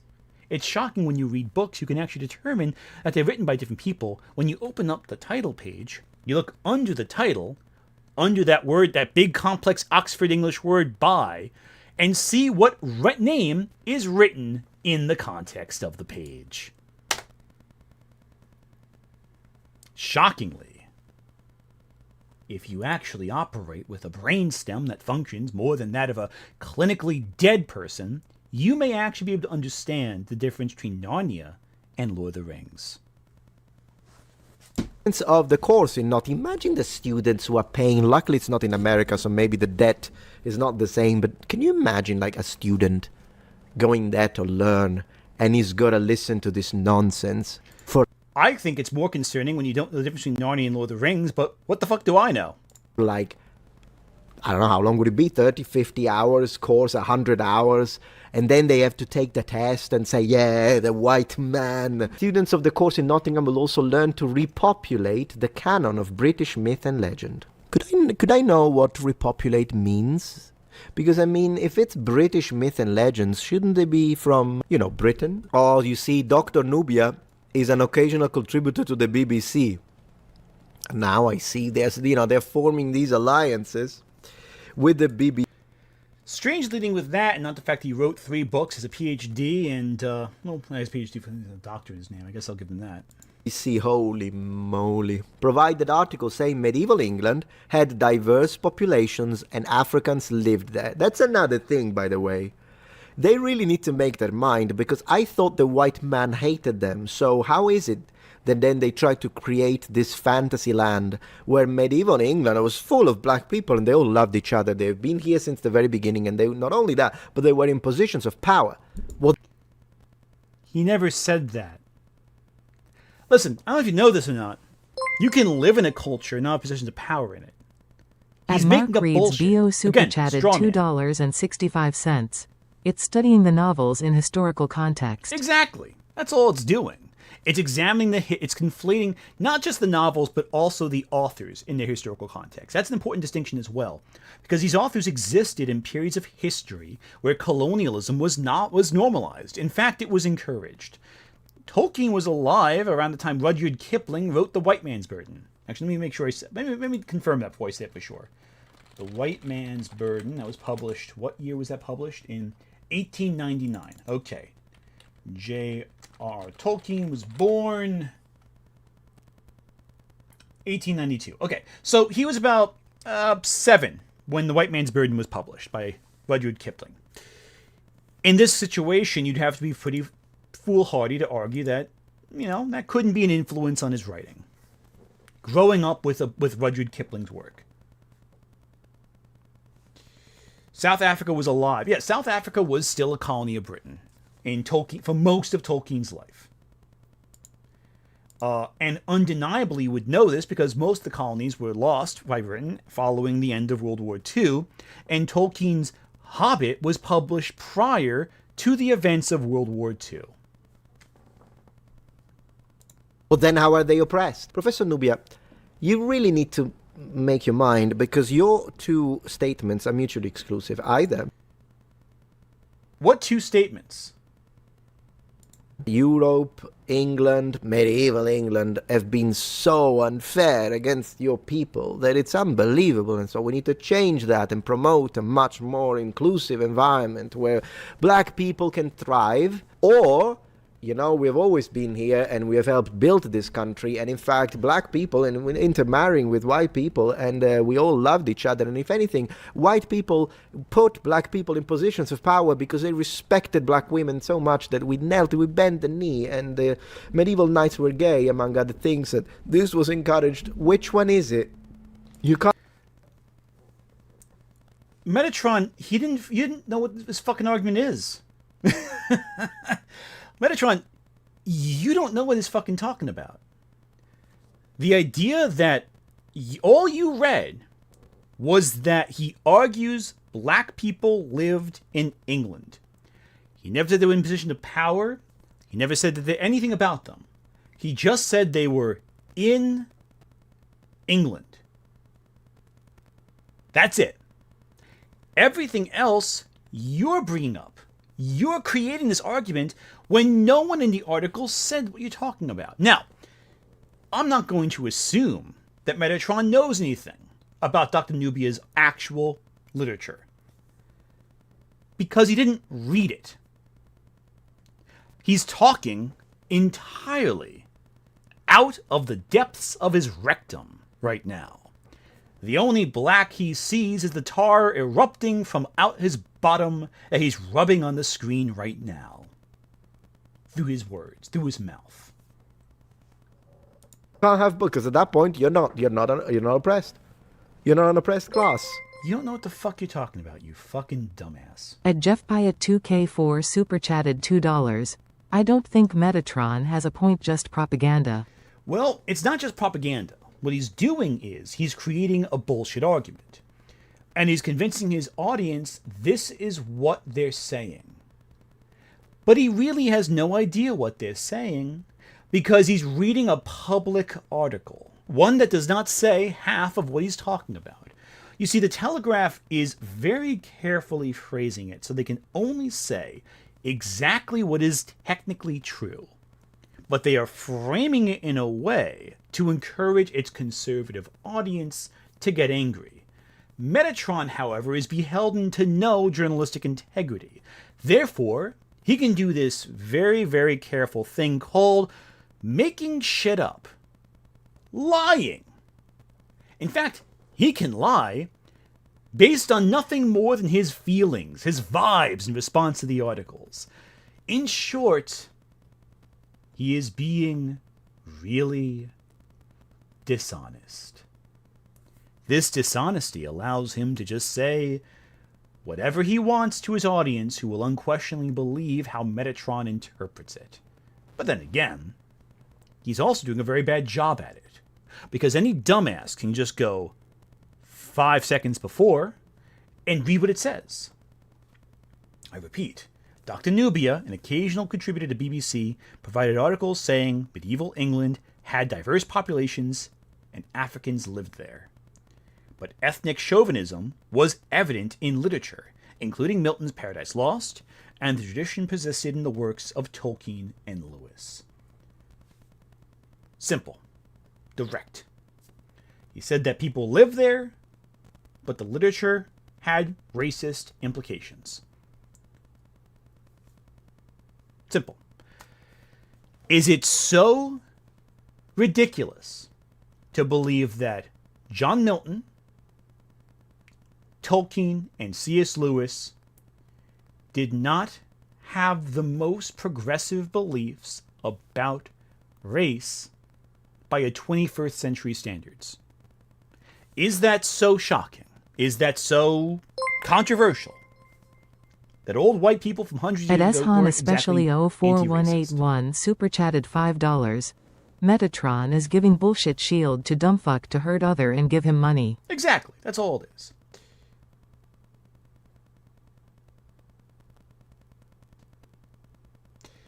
In the 14th century poem of King Arthur, a character is called Morian is described as black of face and limb. Yeah, right there. Now, that being said, though, black is a little complicated because black does not always mean African.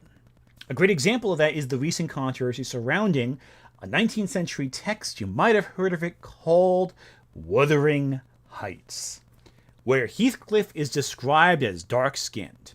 Now, most people believe, based on the text as well, because the text also implies this through slurs that I won't repeat here, that Heathcliff is actually a Romani person. As I say, from Eastern European descent.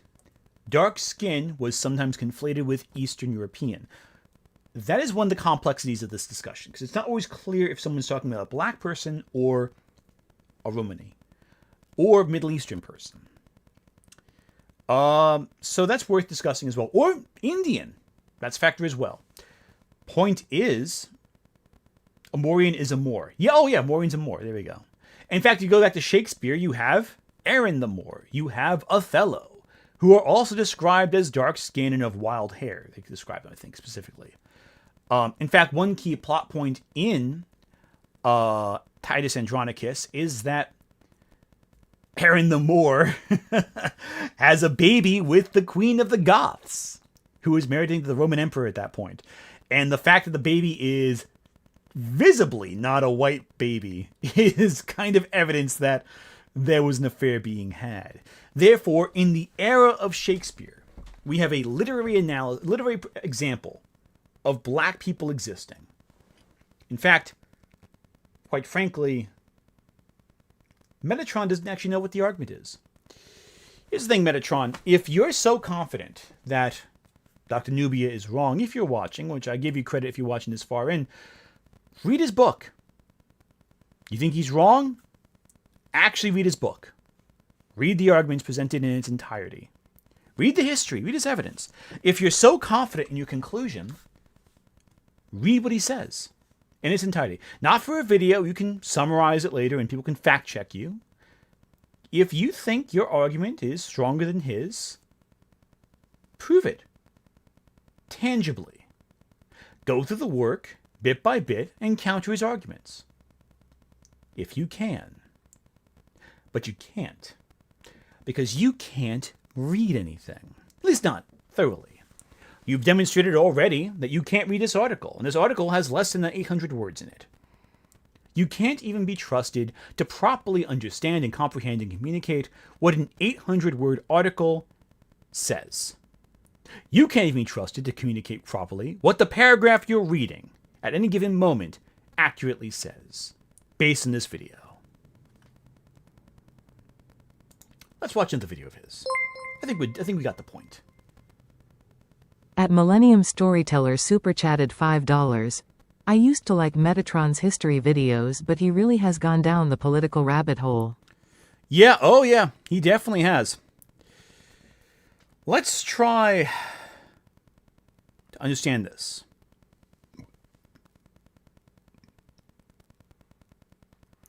Hang on.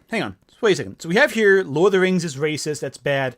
But then we have Lord of the Rings is hard to watch now. Okay. Let's take a look at this. Are you ready? In 3, 2, 1. Apparently, the Lord of the Rings is racist, guys. Apparently, there are some people that want the Lord of the Rings redone for... Oh, CBR article. Listen.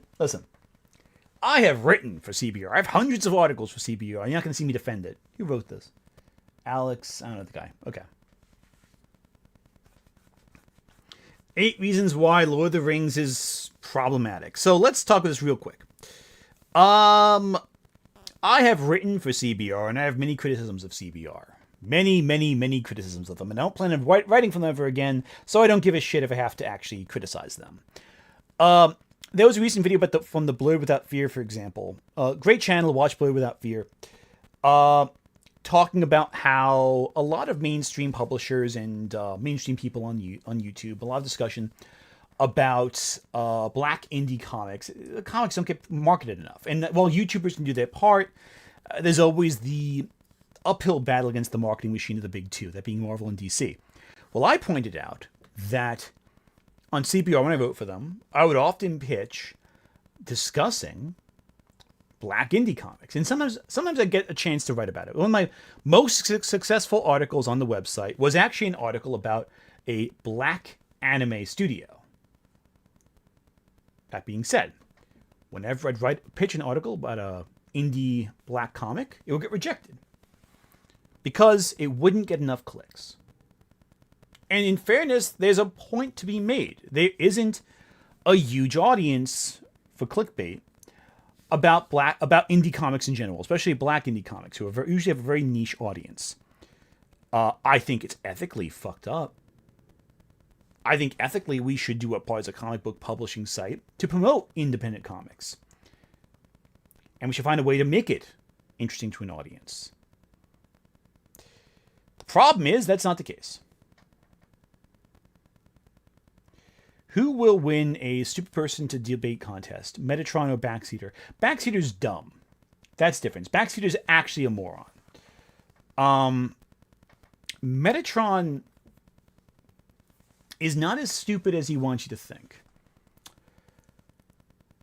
Because what he's ultimately doing is being extremely manipulative to his audience. He's refusing to actually engage in arguments and instead is strawmanning his arguments throughout. Let's see if he strawmans this one as well. Modern audiences. Can you imagine that? I love the Lord of the Rings. I think it's fantastic. I've on my second channel, Metatron's Academy, I've actually made a reaction to an audio recording of Tolkien, and we analyzed his speech patterns. It was fascinating. Tolkien had this way of expressing, spoke very fast, but then had these very slow moments. His mind was quick. I think Tolkien was an extremely intelligent man. You can tell by... Yes, Tolkien is incredibly intelligent. What does... Okay. Listen, I'm not saying there's no value to analyzing Tolkien's speech pattern. There is value in that. But, like, I'm less interested in how he speaks and more interested in what he's saying. First, and then he's also promoting his own video. Okay. The way he articulates his thoughts. Sometimes it feels like his language abilities in his own language are not fast enough to keep up with his mind. They're just scared of watching all extended editions. You're absolutely right.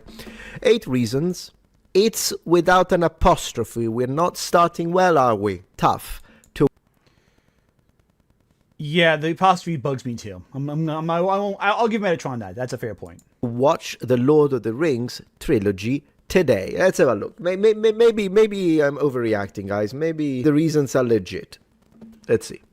J.R.R. Tolkien in The Lord of the Rings may have established the benchmark for modern high fantasy. Yeah, you can remove may. But it was Peter Jackson's movie trilogy that elevated the story to global level of popularity. The films won a combined total of 17 Oscars in addition to making billions of box office dollars. Yeah, I would say deserved. The Lord of the Rings soon evolved into a franchise, now comprising multiple spin-off movies, as well as Amazon's surprisingly well-made Rings of Power series. Of course, they're gonna praise. Man, these people are so predictable, it's... Yeah, I'm not gonna lie. That already gets me a little bit too. Rings of Power has some decent bits, but it's I have issues with Rings of Power. Not the issues he has necessarily. I just have a lot of issues with like the writing. I don't know. I think it's one of those things where like there are elements where I'm like, yeah, this is all right. I think the best part of Rings of Power are the dwarves. Dwarves is the best part. it's whenever they cut to anything else, I get like, okay, come on, go back to the dwarves. go back to the dwarves. Dwarves are the best part. Because I like the dwarves. The dwarves are great characters in general, and I like how the personalities are more evident in that. The problem is you're taking works that take place over the course of centuries and condensing it into one singular narrative. That's not how Tolkien wrote it. The history is vast. It's long. It's slow. It was a gradual, long scheme of history kind of thing. And I don't like how they boil it down to a few weeks, essentially, of epic back and forth. That's not what it's about. This is about the long, slow curve of history. And there's enjoyment to be had. I think Rings of Power's second season was better than its first, but like, I don't know. Again, second season focused on stuff that was the most effective, that being the Sauron stuff and the dwarves. They were the bigger part of season 2. I don't know. Anyway, I'm not going to defend Rings of Power. I think it's a problematic series, and there's a lot of issues. I think Hello Future Me has a great video analyzing, I think, the first season of Rings of Power and why it's ineffective as an adaptation of Lord of the Rings. And again, if you're going to do... They're very limited with what they can do with Lord of the Rings. They can only really stick to the appendices of the Lord of the Rings and Hobbit. But still. And Rings of Power is alright. I don't think it's the worst thing in the world, but it's not great. I think season 2 of Rings of Power is better than season 2 of House of Dragon, but it's a conversation another day. I think both are completely mogged by Night of the Seven Kingdoms. I think that was fantastic. So annoying. If they have our own messages in it, then... Here you go. At the guy 493 super chatted $5. Turning the gradual corruption of Numenor over centuries into a thinly veiled Trump allegory didn't sit well with me, at least. Yeah, that fell off. It's very modern day politics as opposed to the more insidious scale of how systemic issues can cause mass scale corruption that Tolkien established. Less a dictator rising to power and more how someone mindfully can play the long game to create systems of control to gradually corrupt generations of people. That's more effective, I think, to me.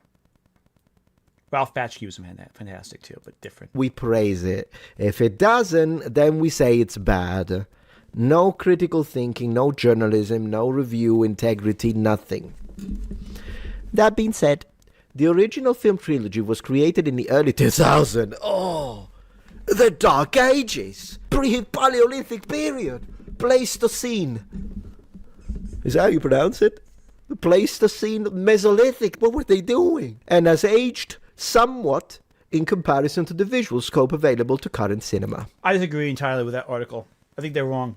Lord of the Rings cinematically looks better than a lot of the films that come out today. By a lot. No. CBR, you're wrong. Sorry. I don't want to defend Metatron here, but, no. Has it? Because I remember the elves looking awesome in the battles. And all the armor and the fights. I mean, I don't know. Maybe. I'll give him this. That's the one thing you shouldn't be giving them. What the fuck are you talking about? No. The lighting, the composition of visuals, the forced perspective. It's incredible cinematography. And it still trumps most of what is done today. At Zombie Penguin 7134 super chatted $2. Oh hey, it's Mussolini's strongest soldier. This guy defends Mussolini? Metatron defends Mussolini? Okay.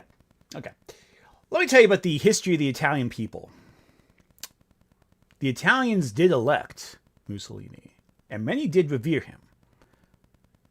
However, Mussolini's end was not met at the hands of the British, of the United States, of the Canadians. It was met at the hands of the Italians.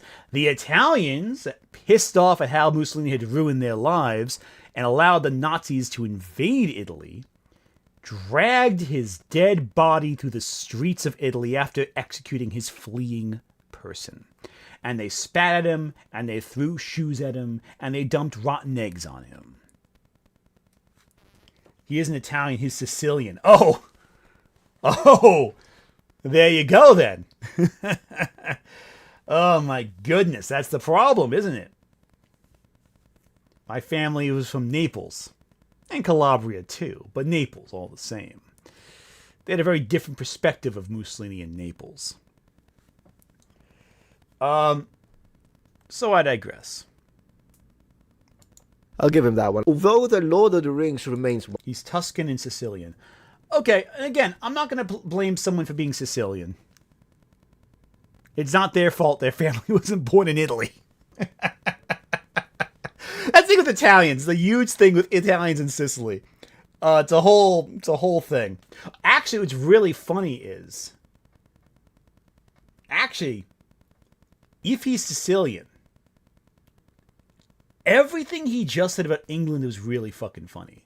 Because previously he was saying how he was arguing England doesn't have black people. Well, Sicily, a lot of Sicilians, they're actually part African. Because what happened was, over the course of the Mediterranean, the Sicilians would fish, right? And who was across the pond, so to speak, from the Sicilians? It was Northern Africans. And many of them married mainland Sicilians. There's a large amount of the population of Sicily that has African genetics. Mostly Northern African, yes, but African all the same. So someone who argues, hey, listen, you're saying North Africans aren't black. Some are. Some are. Hell, they're black enough for a racist. Exactly. Before Italians, they were Greeks who tried to conquer Sicily. Of course, Sicily did beat Athens in a war, but I digress. The point is, Sicily was a diverse population. And what are they going to do? My family's from mainland Italy. This is an Italian criticizing other Italians.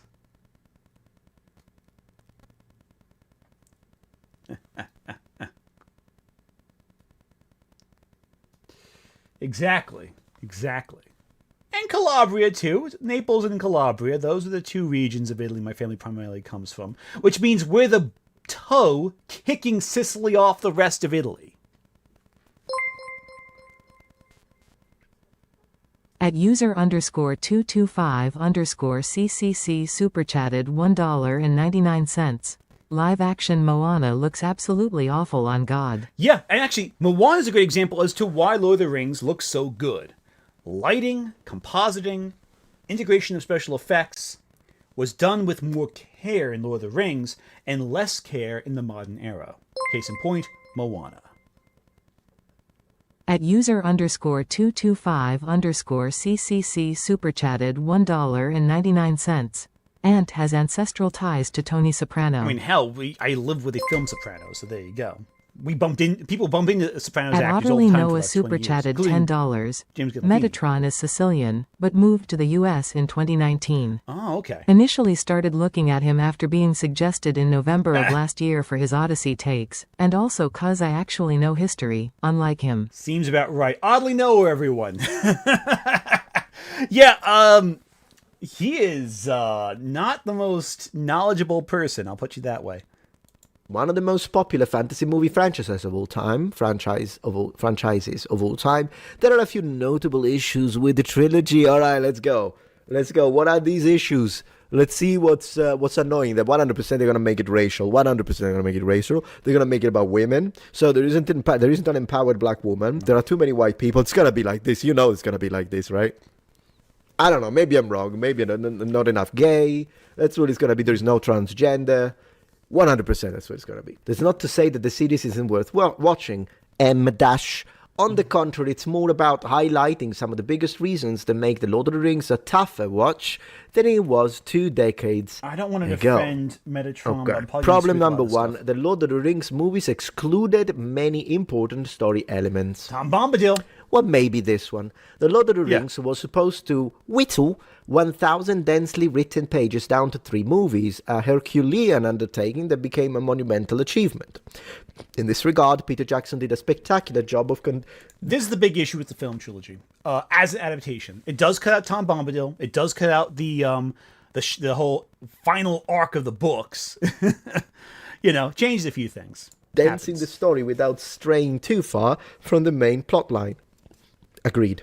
On the other hand, many fans were frustrated by the excisions of far too many book sequences. Information about family trees and cultural traditions is as unnecessary as the characters themselves. Okay, so how is this a problem? I mean, they had to reduce. It's not like it's already like a monumental marathon. What were they supposed to do? Let's see. Saruman's death was changed to reflect his life, murdered atop the tower of Orthanc by his pathetic servant Wormtongue. The novels dedicated an entire chapter to this scouring of the Shire, and the absence of that scene was felt in The Return of the King. Well, this is then I'll get this. That's fine. It's a decent critique. I have nothing against this. Yeah. Moreover, it wasn't necessary to remove Tom Bombadil, as his character represented a higher power that already held sway in Tolkien's world. Now that the Rings of Power has been filling in the blanks left by the Lord of the Rings, the gaps feel even more absolute. Okay, well, first point, I'll give it to them. It's logical. CGI was increasingly overused in the Lord of the Rings trilogy. I would say practically used. Overused is a bit of a stretch. It was. And what were they going to use for what are they called? The Olifants. What were they going to use? Puppets? They could have used puppets, actually. They could have used miniatures. But again, they could have used more like what they do in Jurassic Park, a mix of... Well, they do that, actually. They do a mix of practical and CGI. I would say the CGI element is not really a good argument for Lord of the Rings. The Hobbit films, yes. Lord of the Rings, not so much. The Lord of the Rings earned unprecedented acclaim for its visual standards, a blend of practical effects, miniatures, and pioneering CGI. The Fellowship of the Ring took the Spartan approach, using CGI sparingly when necessary. Meanwhile, the Two Towers elevated its visuals to a whole new level of impressive with the Battle of Helm's Deep. Yeah, and Gollum's motion capture. Oh yeah, Gollum's was awesome. It's always awesome. Though the latter's brilliance is thanks mostly to Andy Serkis. Okay, so what is the line of... The Return of the King relied heavily on CGI from the Battle of the Pelennor Fields and the Army of the Dead to the gorgeous capital city of Gondor. Contemporary viewers were understandably amazed by these effects. Yeah, we were. I watched it at the cinema, at the theater, the movies in Sicily. People actually went there all dressed up. I don't know if it was the same in the US or wherever you were from, but... Again, this is kind of underwhelming so far. This you can tell what the big ones are right around here with these big bumps. Let's cut ahead a little bit. Use the same level of tech as we do today. I mean, we understand that, but I don't think it is great. Patreon page. With as little as a $5 support, you can help. Here we go. Still remains one of my favorite movies ever, The Matrix. The scene with Gollum falling into the pits of Mount Doom while clutching the One Ring looks rather clumsy, effectively taking away from Serkis' Oscar-deserving performance. It just doesn't hold up well in 2020. Yeah, individual shots. And again, this is a personal matter of, I don't know, do you guys agree with this? I'm not saying that this is not something I will point the finger and mock. They have little agency and less screen time. Can you imagine being this? I don't even want to use the word pedantic because that's my middle name. But I'm like, did you literally sit down and calculate in minutes with a stopwatch how much screen time females had as opposed to men and use it as... You don't really need to do that. It's pretty clear that there's more men in Lord of the Rings than there are women. That's not like a specifically unreasonable argument. And in fact, that was one argument Peter Jackson had when working on the movie. Like, this isn't even complicated. Arwen actually is given more scenes than she had in the book. this is not controversial. It is an undeniable fact. They gave Arwen more scenes in the film because she has too few scenes in the book. In fact, they were almost going to add her into the Battle of Helm's Deep. They even filmed her in Battle of Helm's Deep, but then changed it around. Simple. This is not complicated. This is not a controversial statement. I would say less agency is true with Arwen after the first, fellowship. But I would not say that's necessarily as big a deal as in, say, The Hobbit, where that is way more obvious the female character, whose name eludes me, was added. As a way to determine quality of writing and storytelling, everyone remembers her. She's one of the most beloved. That's not the point, though, Metatron. The point is not whether or not she's loved. The point is agency and screen time. You are again strawmanning. This is not a good defense of your point. Saying a character is beloved does not mean anything. We are talking Toriel, thank you. Yes. We are talking purely about screen time and presence. Of course, Éowyn is the big female character from Lord of the Rings. She has the great moment of Return of the Kings where it's like, where they parody the scene from Macbeth. That's great. Great stuff. Direct agency, fantastic arc. She's also one character versus 20 other characters in any scene she's in, all of which are male. She has more agency than most of the other male characters in the book. That's undeniably true in the film. But she's not exactly given a ton of screen time versus, say, the four hobbits. This is not a shock. This is undeniable fact. Female characters in the history of human culture. She really is. She's a phenomenal character. Metatron, who gives a fuck? We're talking about a very basic fact. Did the characters have screen time? Did they have agency? Directly address the question. By distracting, all you're doing is showing you are unwilling or not mature enough to have a basic conversation. There are tons of characters who are widely beloved, but have very little screen time. Hannibal Lecter from Lord of the Rings, very little screen time. A lot of agency, very little screen time. If the critique is the characters have very little screen time, whether or not you love them doesn't fucking matter. What matters is exclusively, did the character have screen time? Simple. At this point, what are we doing? Are you really doing that number of minutes on screen? How about the quality and the depth of those moments? Because if you have a very emotionally deep scene where you're like glued to the screen, and that scene is 3 minutes, and it involves her, which we all know, and then but this Metatron, address the critique. Just address the critique. It's not complicated here. Don't politics your way around the point. The point is very basic. Address the incredibly basic point. Scene with the guy afterwards was 6 minutes. Yeah, but maybe didn't matter as much. Like, this is stupid. Who says that men and women need to have the exact number of minutes of screen? Yes, Hannibal Lecter from Lord of the Rings. Of course means Silence of the fucking Lambs. Guys, fucking use your brains. I'm sorry. I'm being sarcastic. I'm being a little annoyed by this guy. You chat, you're fine. Yeah, I know. It's a funny slip-up. No, Hannibal Lecter from Silence of the Lambs specifically. Not Red Dragon, Red Dragon, the book, is even less screen time than in Silence of the Lambs. It's only Hannibal and Hannibal Rising he has any screen time. And in fact, ironically, the more Hannibal we get in the books and films, the worse Hannibal is, outside the Hannibal the TV show, which is amazing. Screen time. Based on what? Why does that matter? It doesn't matter. It's the author's freedom. And by the way, he's a great story. Gandalf of Manhunter. Gandalf was my favorite character in Manhunter.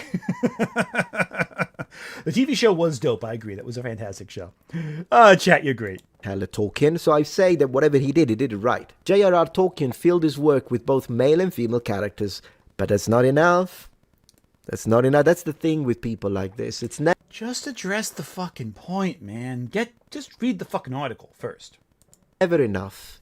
So even if that's why on a lot of things I've abandoned moderate and centrist positions because there is no point.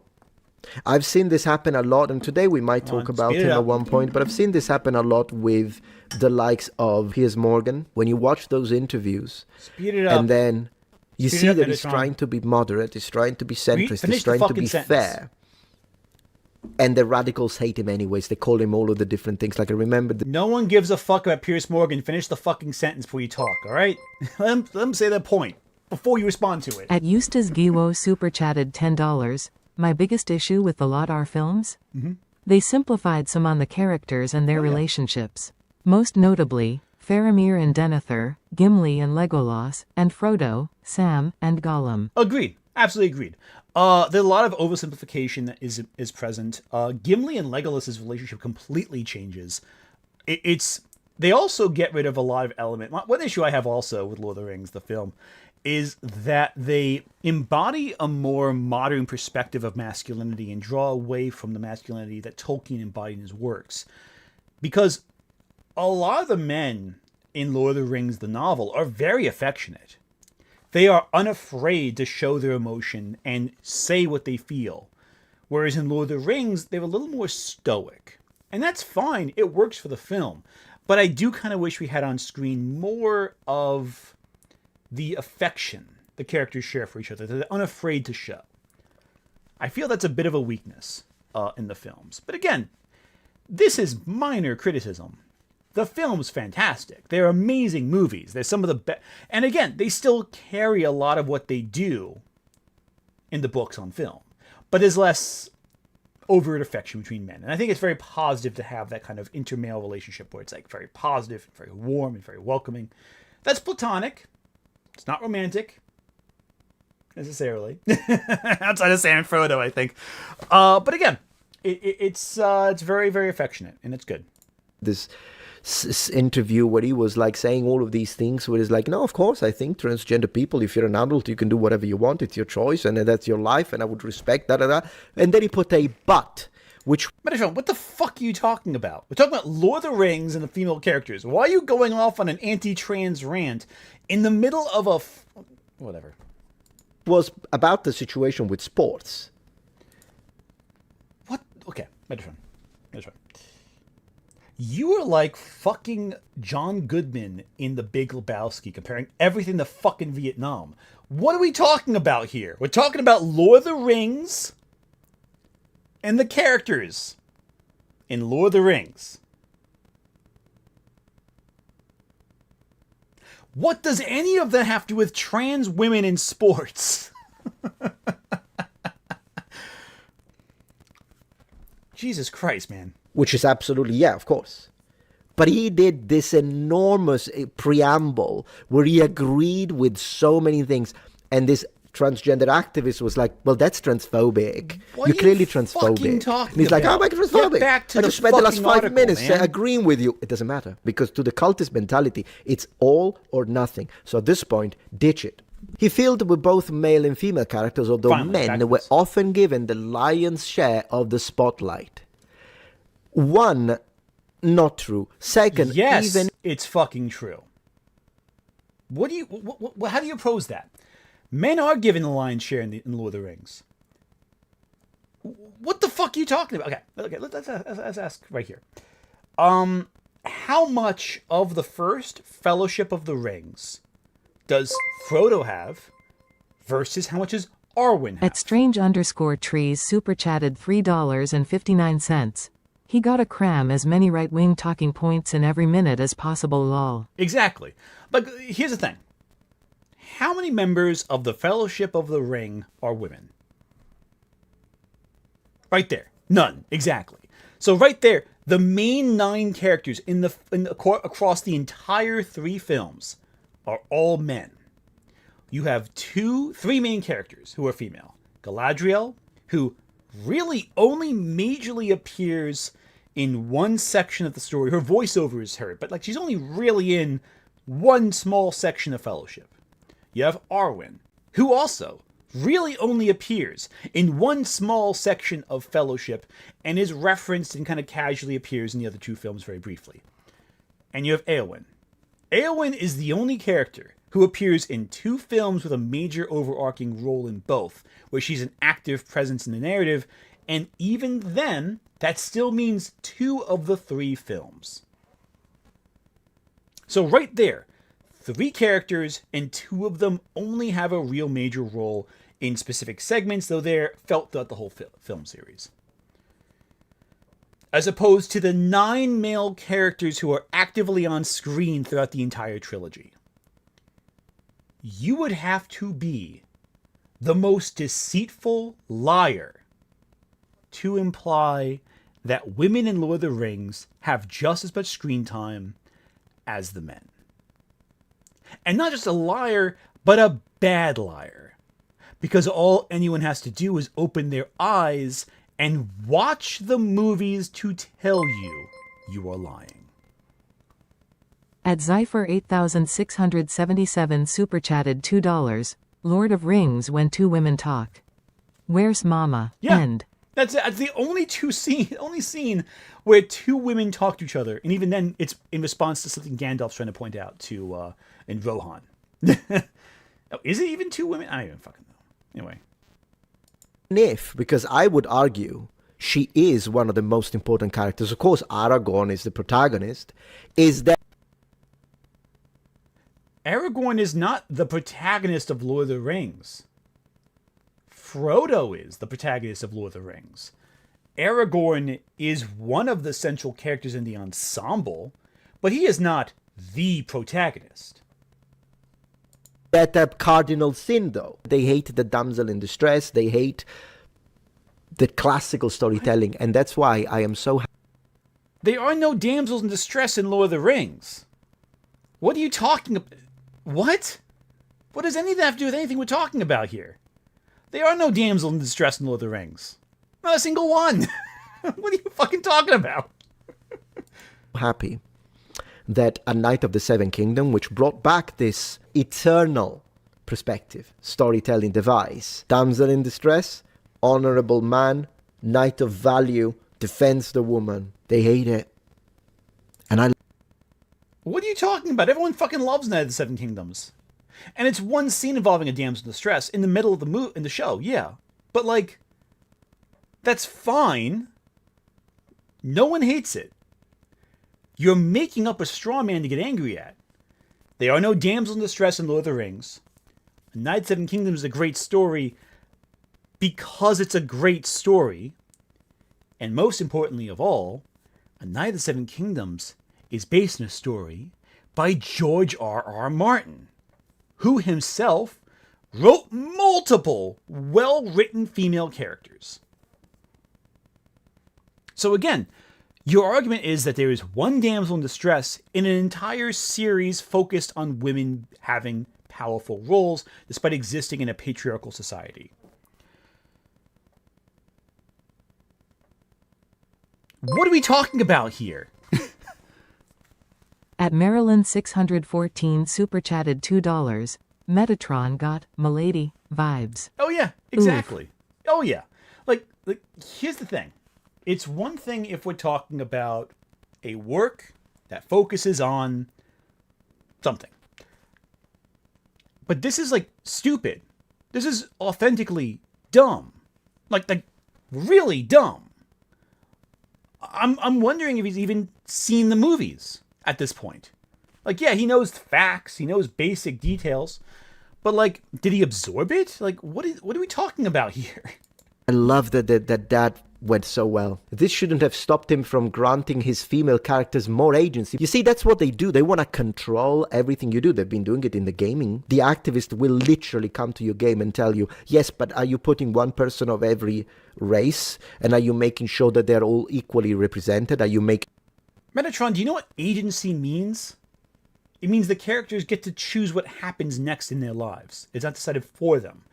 For example, Arwen...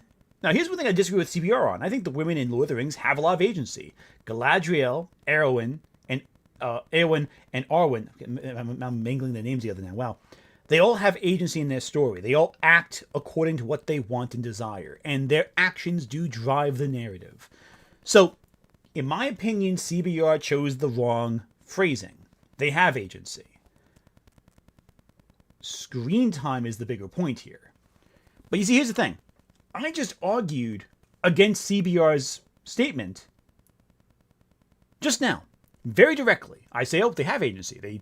Their actions direct the plot. They move the plot forward. While Arwen is more motivation for Aragorn to act, yes, she still acts, especially early on when she saves Frodo. In fact, Frodo is the damsel in distress that Arwen saves. Again, a subversion of what Metatron is trying to argue. The problem is that a basic rebuttal that I just pulled out of my butt just now, Metatron is fighting a jar of pickles with. He has shoved his hand into a jar of pickles and is trying to pull the pickle out when someone asked him for ketchup. He is somehow losing a fight he never had to start. Making sure that women need no man? Are you making sure that there is LGBT representation and there are at least one or two characters who are transgender, and then we need non-binary, and then we need... Are you doing all... Metatron, can you name any transgender characters in fantasy today? Name one. Name one trans character in fantasy. That's not from the video game. So you can't do the whole Dragon Age Veilguard thing. Anyone else? Any other work? Can you name one? Listen, this article's not that good. I just rebutted some of it. I've rebutted almost every topic they brought up, actually. And somehow I, the leftist, who's supposed to be everything you hate, is doing a better job rebutting the article than you are. At Concerningly Wise Alligator super chatted $4.58. Hey, the Maiar could have changed their form into whatever they want, so they are non-binary in my book. Yeah, that's fair. They are transformative. I mean, hell, you make a lot of arguments with that. Anyway. All that, they want to control everything you do. And the freedom of the artist to tell a story however they have envisioned it is going to become secondary in these people's minds to, yes, but the message. Instead of defying them like Galadriel, Luthien, and Arwen. And Jackson's adaptations didn't improve upon that problem as much as it should have. Look, I promise, I swear to you, I didn't read this before, but I am prophesizing everything. I'm right about it. He did it. He put everything. He put the black elf. He put the white elf, but you got to have the black elf. Then you have... What are you fucking talking about? What black elf? What are you fucking talking about? That's the Rings of Power you're thinking of. The black, strong, dwarven, empowered woman dwarf with a beard. Like, he did literally everything they wanted. Arwen, come on, Arwen had a What are you talking about? Slightly bigger role, slightly, as Frodo's savior, but the rest of her act teemed with romantic undertones. Oh, no. Yeah, that's a weak argument. That's a weak argument from the CBR. Right there, weak argument. A character having initiative does not preclude them from being romantic. Simple. That's my rebuttal.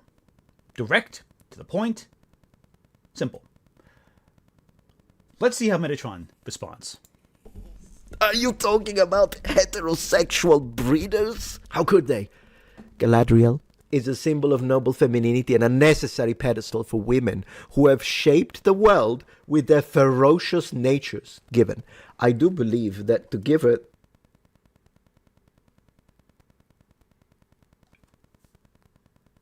Okay, now I don't want to defend Metatron here. That's a weird fucking sentence to make. An unnecessary pedestal for women who have shaped the future with their ferocious natures.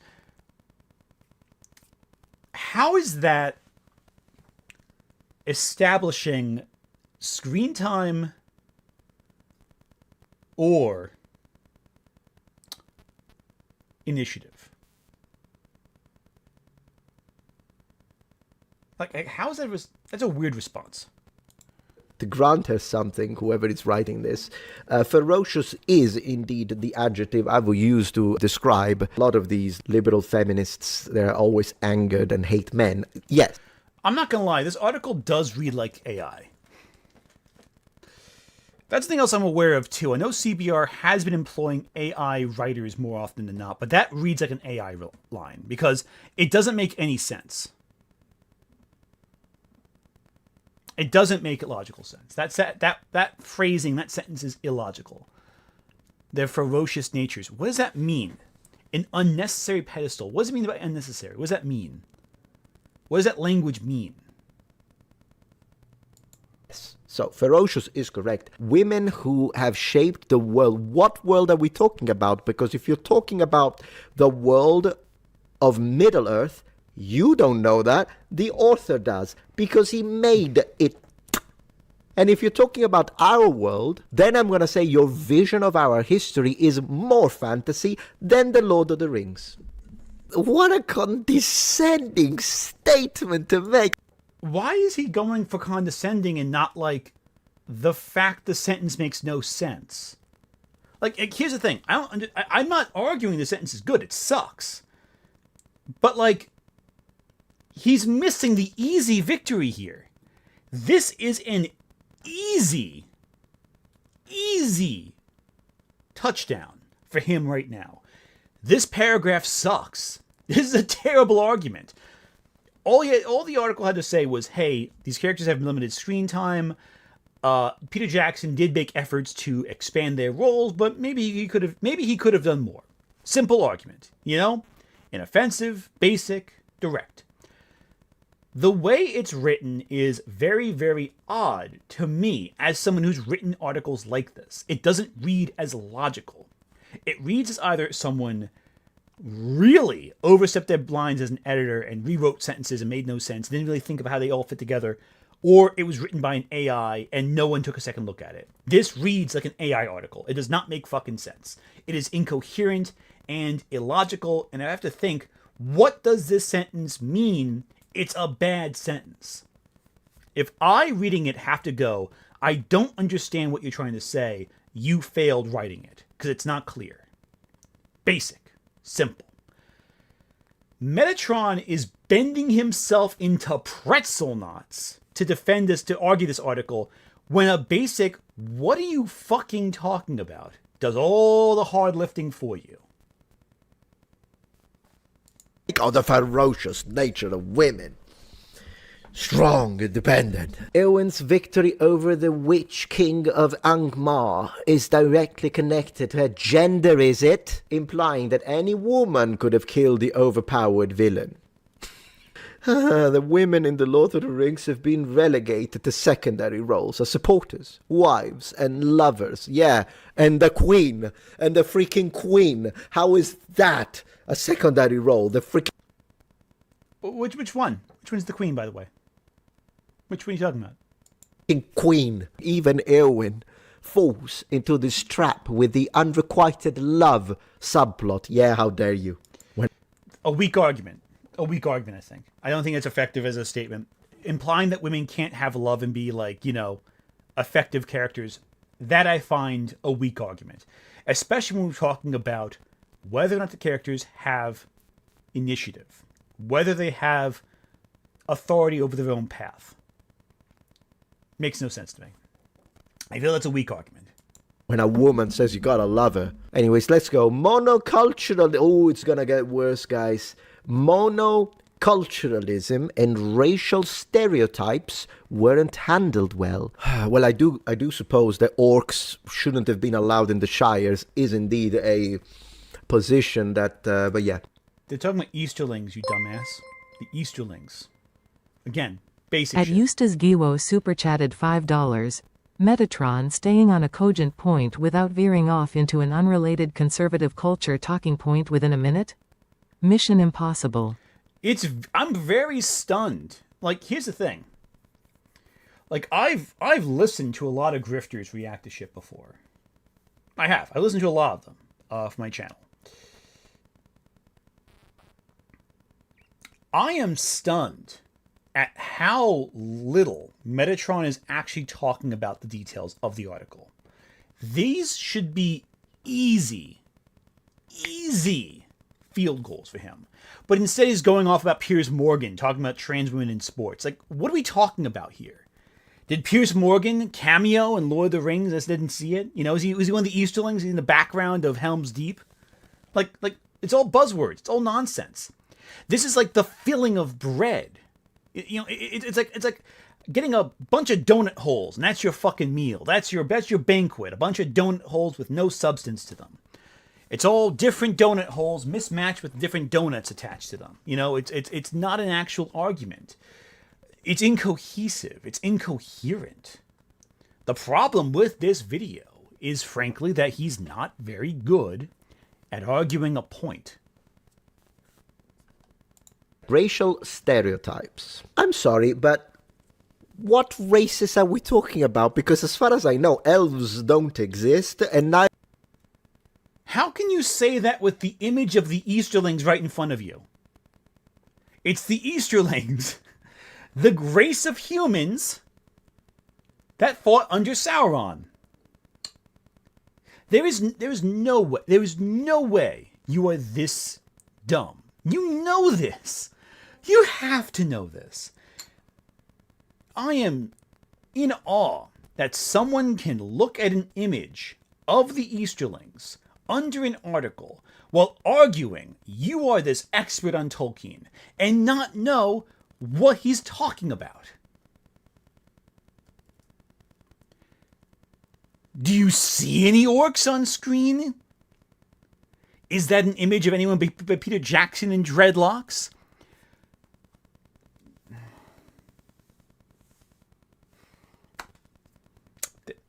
I want to believe that you're just being facetious. Because the alternative is you are genuinely a moron. Either do dwarves in the fantasy sense. Saying that Tolkien belonged to a different era is a blame-deflecting argument used in defense of the author's borderline colonial gaze. Weak argument, I think. I think it's important to say that he was a member of his time and there was colonial influence, as any British person in the 1950s would have. It's important to discuss Tolkien in his era. I don't agree with taking an author out of their time. You got to analyze the work in context of when the work was written. For its time, it was very At Pyro progressive. 7693 super chatted $5. Just watched Professor Dave rip into this shish tea stain. Now you? Damn. Double whammy for him. Have not seen Professor Dave talk about it, but if he had the same experience I had with Metatron, I am not envious. This guy is really not bright. While all the elves are compassionate at heart, how dares he to create a beautiful fantasy race? How dare you? While all the elves... Hang on a second. In response to seeing a sentence about how elves are white and compassionate, your response is, how dare Tolkien make a beautiful fantasy race? In response to hearing the characters are white, your response is, how dare Tolkien make them beautiful?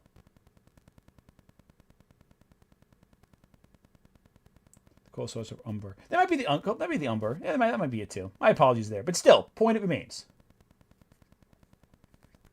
I love how, I said to the Easterlings, now apparently they're not the Easterlings. So, I might be wrong in that one. My apologies. The point is they're not orcs.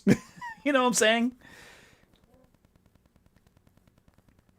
Still, at least I'll point out when I'm wrong. Loudly. Still. Point is, you heard them say white characters. Your response is, how dare Tolkien make someone beautiful?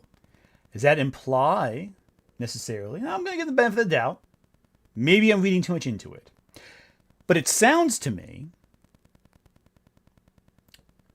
like you're implying that white is associated with beauty. Maybe he misspoke. Maybe he's not being racist. Maybe I'm just not being charitable with my interpretation of his words. But then again, I'm exercising the same amount of charity that he exercises with everyone else. Elves are compassionate at heart. They clearly represent white characters. Okay, so who do the orcs represent? I gotta ask at this point. These are the people that say... let's read Tolkien's language.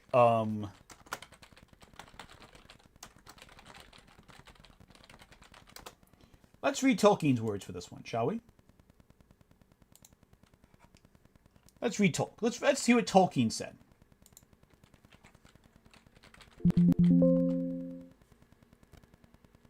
Let's see.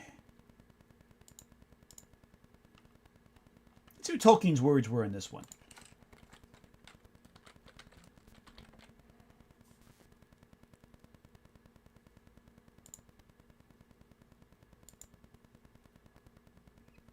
So this is according to the Lord of the Rings wiki. I'm going to just read this straight up.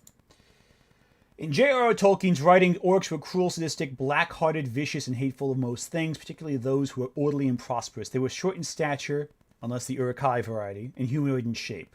They were generally squat, broad, flat-nosed, sallow-skinned specifically, bow-legged, with wide mouths and slant eyes, long arms, dark skin, and fangs. This description would become controversial, as Tolkien noted orcs would appear to Europeans as, quote-unquote, least lovely Mongol types, and based the Uruk-hai on what is now considered a xenophobic depiction of the Huns from a Roman historian's perspective. Key point, the slant eyes. So, that's the Lord of the Rings wiki right there, the fan-run wiki, citing Tolkien's letters as citation of what the orcs represented. The Huns or Mongolians. That's what it says. Now, a lot of people have said black people, but that's not necessarily accurate because Tolkien, in his own words, based the orcs on Mongolians. That's a whole other can of worms that fucking Metatron isn't ready to deal with. Because doing that would require actually reading the words of J.R.R. Tolkien and actually looking for answers. But he can't do that because he can't actually handle the discussion. Now, when CBR says that the orcs are based on black people, I'm going to point to that letter as well and say, hey, you're incorrect. They're based on Mongolians. They're an entirely different racial stereotype than the one you think they are. Yeah, based on the bad guys in Mulan. Yeah, so the orcs are based on that. So yeah. Furthermore, if talking about Lord of the Rings elves, let's look to see how elves are depicted in the 1977 version of The Hobbit. So I want to bring up something here. The elves are depicted very differently in that film. Right here, hear what the elves look like in the 1977 film version of The Hobbit. Of course, I love my beautiful white-skinned tall elves, as depicted in 1977's The Hobbit. Don't you see how tall, lanky, and beautiful they are? Looks like Tolkien intended. At Maryland 614 super chatted $5.01. Fun fact. Italian fash love themselves some LOTR.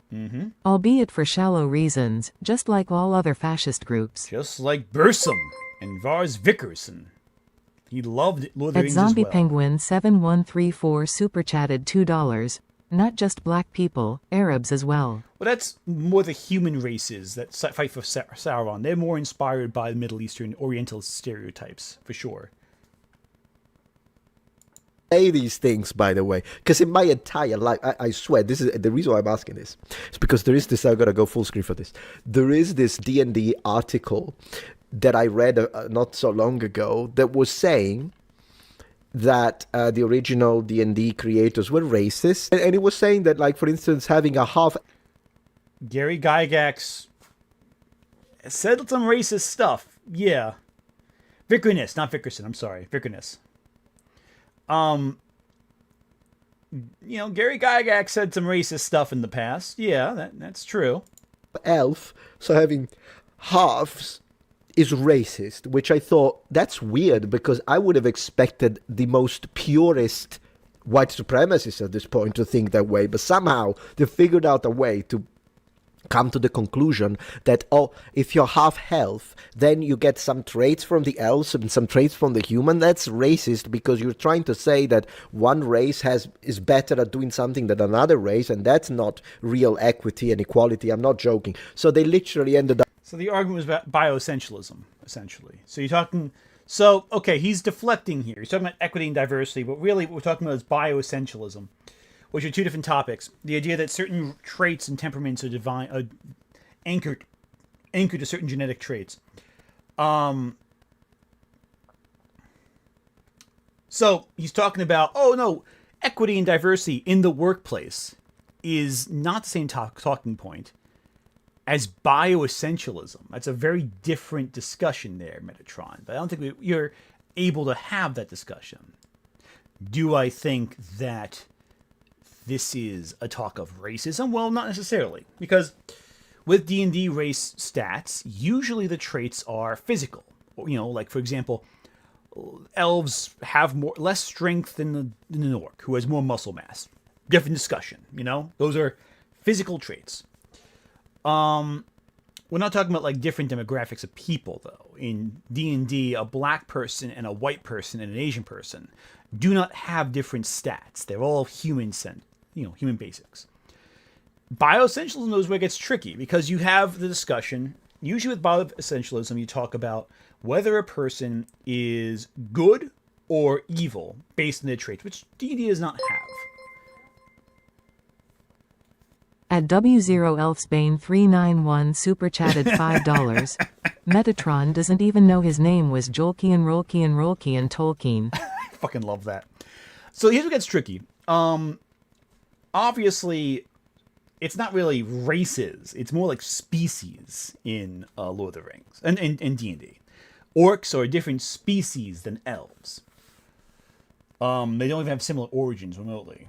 So it's like, the question is not necessarily what traits are passed on for a species. Certain physical traits are passed on. Certain capabilities are passed on from races in D&D.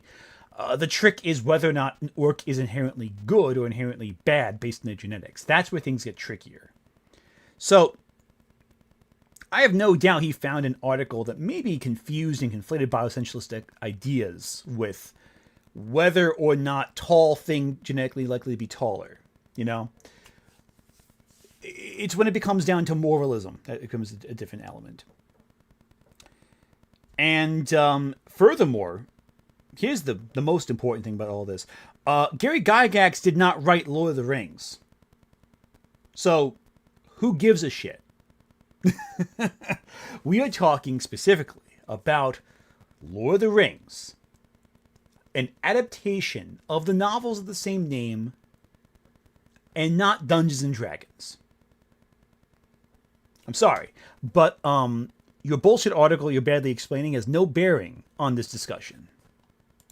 Pushing the exact same stuff as someone who is for like genetic purity would have said. So anyways, half elves are allegedly racist, and then you didn't even fucking prove that point with your articles.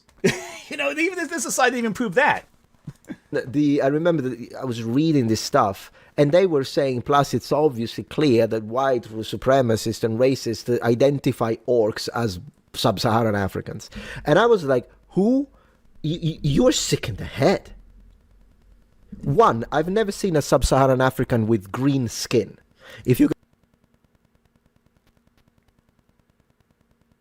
Are you serious?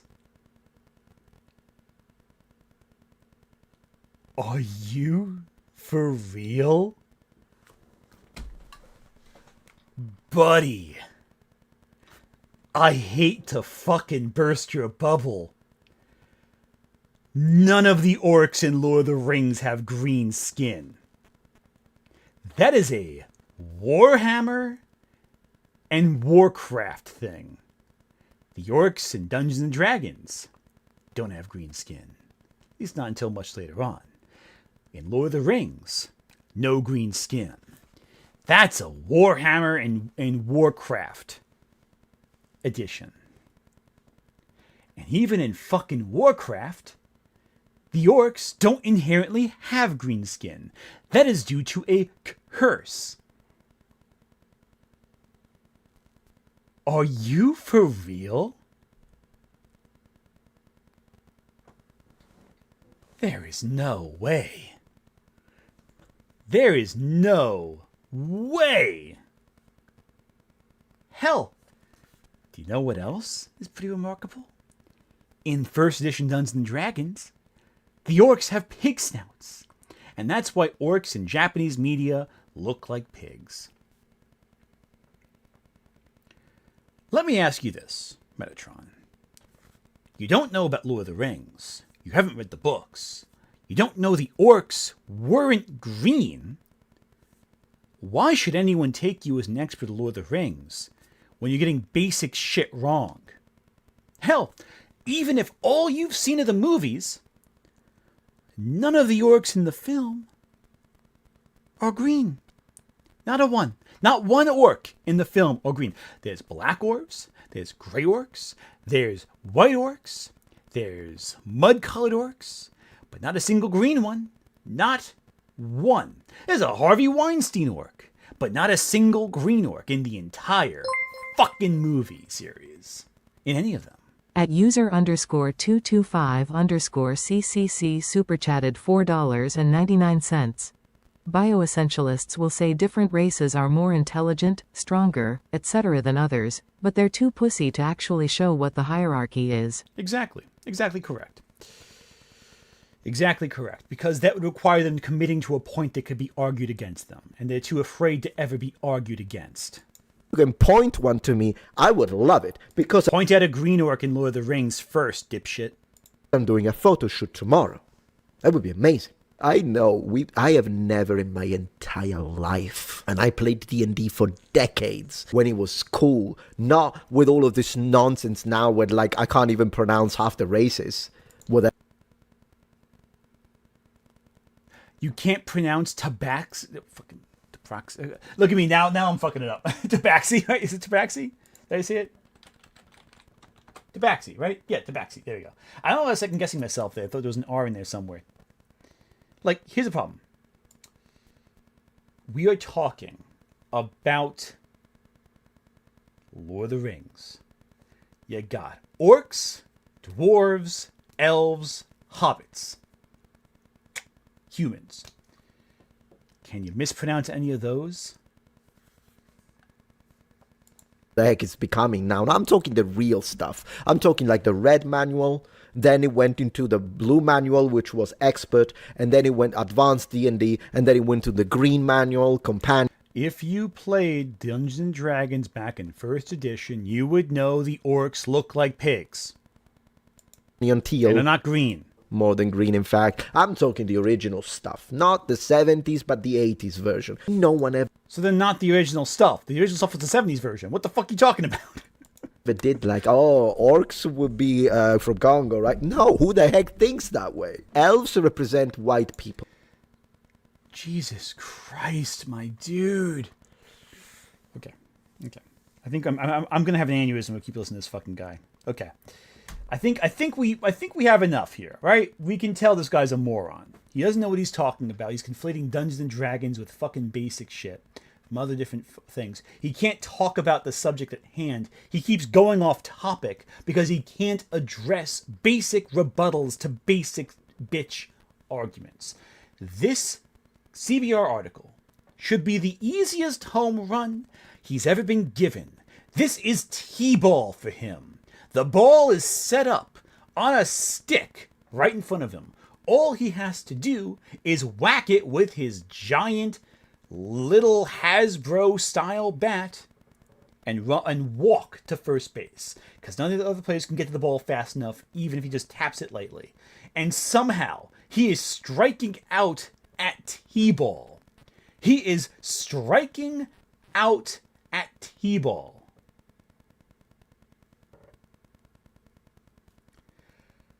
How? How do you fail this? I have not seen the Professor Dave video in Metatron. No, sorry. Not yet. I will. I will watch after this because wow. I don't know how you fail this badly. At Concerningly Wise Alligator super chatted $4.58. Even in D&D, the only things that go into bioessentialism are fiends and angels, which are categorically not people. Even good drow exist despite Lolth. Exactly, 100%. And I think also it's noteworthy to say that even before they added on that Mesoberenzin was the evil society with drow, they were still elements, thanks to Drist and all that, that illustrated that drow have the capability of choosing good as opposed to choosing pure evil every time. It's just that society led them down those paths. At user_225_CCC super chatted $1.99. He has PTSD because a green orc boned his ma IRL. Possibly. At Wing of Shoe super chatted $5.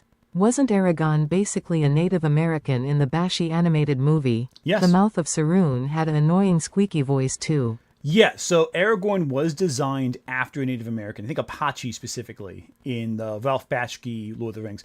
Bakshi himself was actually a very progressive creator for his time. He lived in the inner city. He, if you ever watch his stuff like Felix the Cat.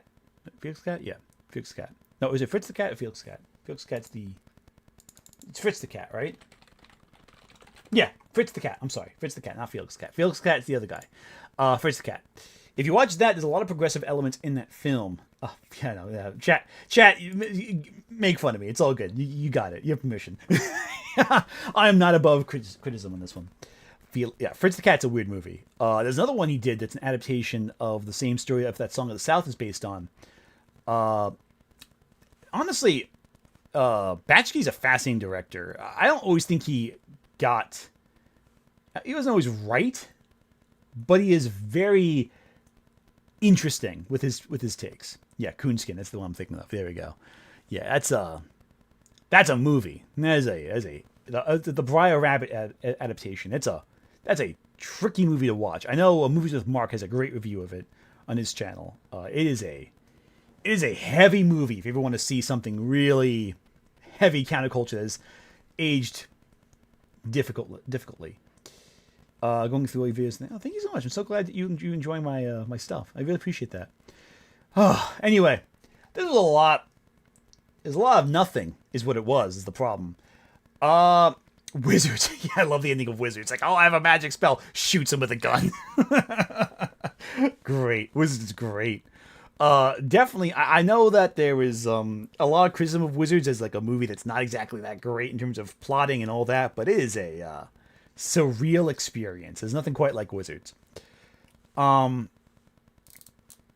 Anyway, this Friday, hopefully the video is done on time. It's in editing trenches right now. Ooh, what you got here? At user_225_CCC super chatted $1.99. IYO, how progressive was Frank Frazetta and his work? I don't know if I'd categorize Frazetta's work as progressive, but I do love Frank Frazetta's work. I think it's incredible. Frazetta is fantastic as an artist. I think his depictions of Conan, especially, the Cimmerian, is fantastic. Anyway, so Friday is going to be the Nazi video, ideally, if that gets done editing on time. It's a video analyzing depictions of Germans in media, which is, I think, is a very interesting way how we've changed perspective over time and why I think the certain depictions have been less common, I should say. Now, that being said, though, the following week is a video that has been in the works for a very long time. The fantasy conspiracy video. We're going into some weird territory. Ideally, it'll be out next week. I'm still working on it. I have fallen into a rabbit hole of insanity. My algorithm is doomed, and I fear for my future. But that, I'm just kidding. I don't fear for that. But there's some wild conspiracies I've uncovered with on the YouTube algorithm recently that are just absolutely unhinged. And I know some of you in my comments have been asking, when's the fantasy conspiracy theory coming out? It's the next 2 weeks. I divide it into 2 videos: the German video and the rabbit hole video. I might delay the rabbit hole one a week potentially, depends on how long it takes. But it's in the works. We're getting there. It's coming out. But it is a double whammy for you, and it's a trip. But yeah, it's wild. Anyway, thank you all for watching. Look forward to what I got coming out very soon. I will see all of you in the next one. I did the Markiplier thing, I'm sorry. But, bye y'all. Take care. Have a good night.